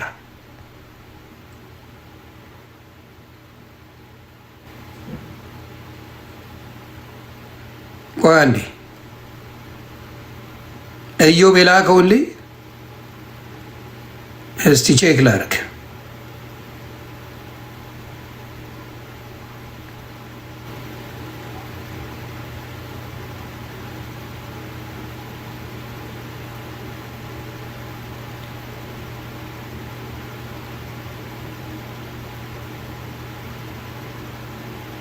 ሌላ ነው ግን ሌላ ነኝ። ግልጽ የሆነ ልዩነት አለ። ለፖለቲካ ሽፋን ነው እየተሰጠ ያለው አንድነን ምናምን የሚባለው እንጂ ባይዘወይ ይሄ አዲስ ነገር አይደለም። የወንጌል ስርጭት ከቃለ ሕይወትና ቃለ ሕይወት ወጥተው በጥምቀት ተጣልተው የሚገቡበት ጊዜ አለ። እውነት ለመናገር በቃ በአጭር ቃል ከእናንተ ጋር ህብረት የለኝም ብዬ ኦልሬዲ ምን እያልኩ ነው? አቋሙን ከእናንተ ጋር እሱ ያለውን የጌታ እራት ብቻ ኳለሁ ከእናንተ ጋር መውሰድ አልፈልግም ማለት ዘንድ ከኔ ጋር የጌታ እራት መውሰድ ከማይፈልግ ሰው ጋር ህብረት ማድረግ የማይፈልግ በአጭር ቃል ህብረት ነው። የጌታ እራት ህብረት ነው።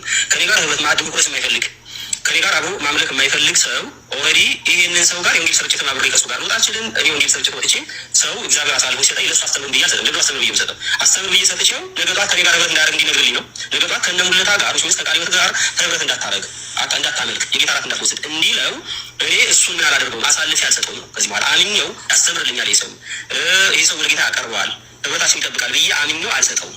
ግልጽ የሆነ ልዩነት አለን። ለፖለቲካ ሽፋን ነው እየተሰጠ ያለው። ይኸው ግልጽ የሆነ ልዩነት አለን። ለፖለቲካ ሽፋን ነው። አሁንም ተጠንቀቁ።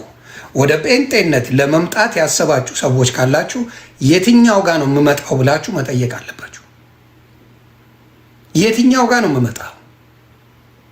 የትኛው ጠይቁ። በኋላ ገደል ነው የምትገቡት። ምክንያቱም እኔ አሁን ለምሳሌ ፀጉር ማስተከል ለኢትዮጵያውያኖች ካነቃሁት ሰዎች መካከል እኔ ነኝ። ፊት ለፊት እኔ እንትን ወስዳለሁ፣ እዛ ሰው ይከተላል። አንድ ደፋር ሰው መኖር አለበት። ስለ ማንኛውም ነገር ላይ ደፍሬ እጄን የምነክረው እኔ ነኝ። ሰው ይፈራል። እጄን እነክራለሁ፣ እገባለሁ፣ አልፈራ አያለው፣ ጠይቃለሁ፣ አገናዝባለሁ፣ መልስ እሰጣለሁ። ስለዚህ በደንብ የቆየውበት ነገር ነው። አይቻችኋለሁ። አንድነት የለም። የውሸት ትምህርት በተለይ ምጠላው ውሸት በጣም ጠላለሁ። ጌታ ኢየሱስ ምስክሬ ከሚያስጠላኝ ነገር በጌታ ስም መነገድ በጣም ምፈራው ነው። ለምን ዋጋ ትከፍላለህ? ስለዚህ ያንን ነው ምለው። እናንተ ቤት ያለውን ልዩነት ለምንድን ነው መናገር የፈራችሁት?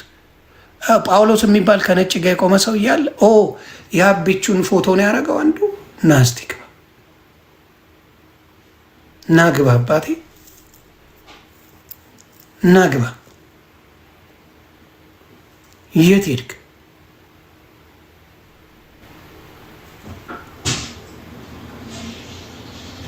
የት አለ? ናግባ እና ሄደ እንዴ?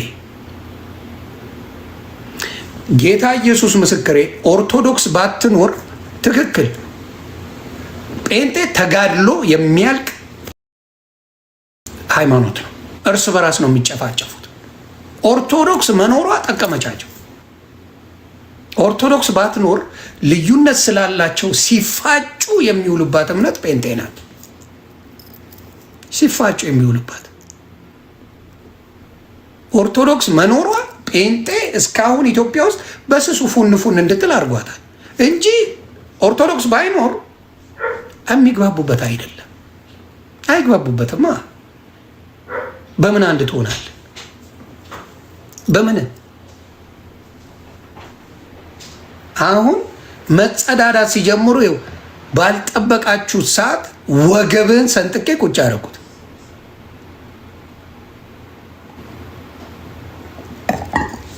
ለመወደድ እኔ ማኛው ለመወደድማ ማሽቃበጥ ነው። ለመወደድ ወገብ መስበር አይደለም። ለመወደድ ማሽቃበጥ ነው። እኔ ማሽቃበጥ አልወድም። እውነትን ፊት ለፊት ነው የምናገረው። የሚያሽቃብጡማ ፍቅሮቼ ማሮቼ ምናምን እያሉ ጊፍት የሚገሸልጧችሁማ ነፍ ናቸው። ፍቅሮቼ ማሮቼ በጎቼ ምናምን እያሉ ይገሸልጧችኋል። ከባድም አይደለም። ማንንም አልሰማም እኔ ያ። ስለዚህ ኑ ግቡ። ማን አንዱ በጣም ልኮልኛልና እስቲ ግባ።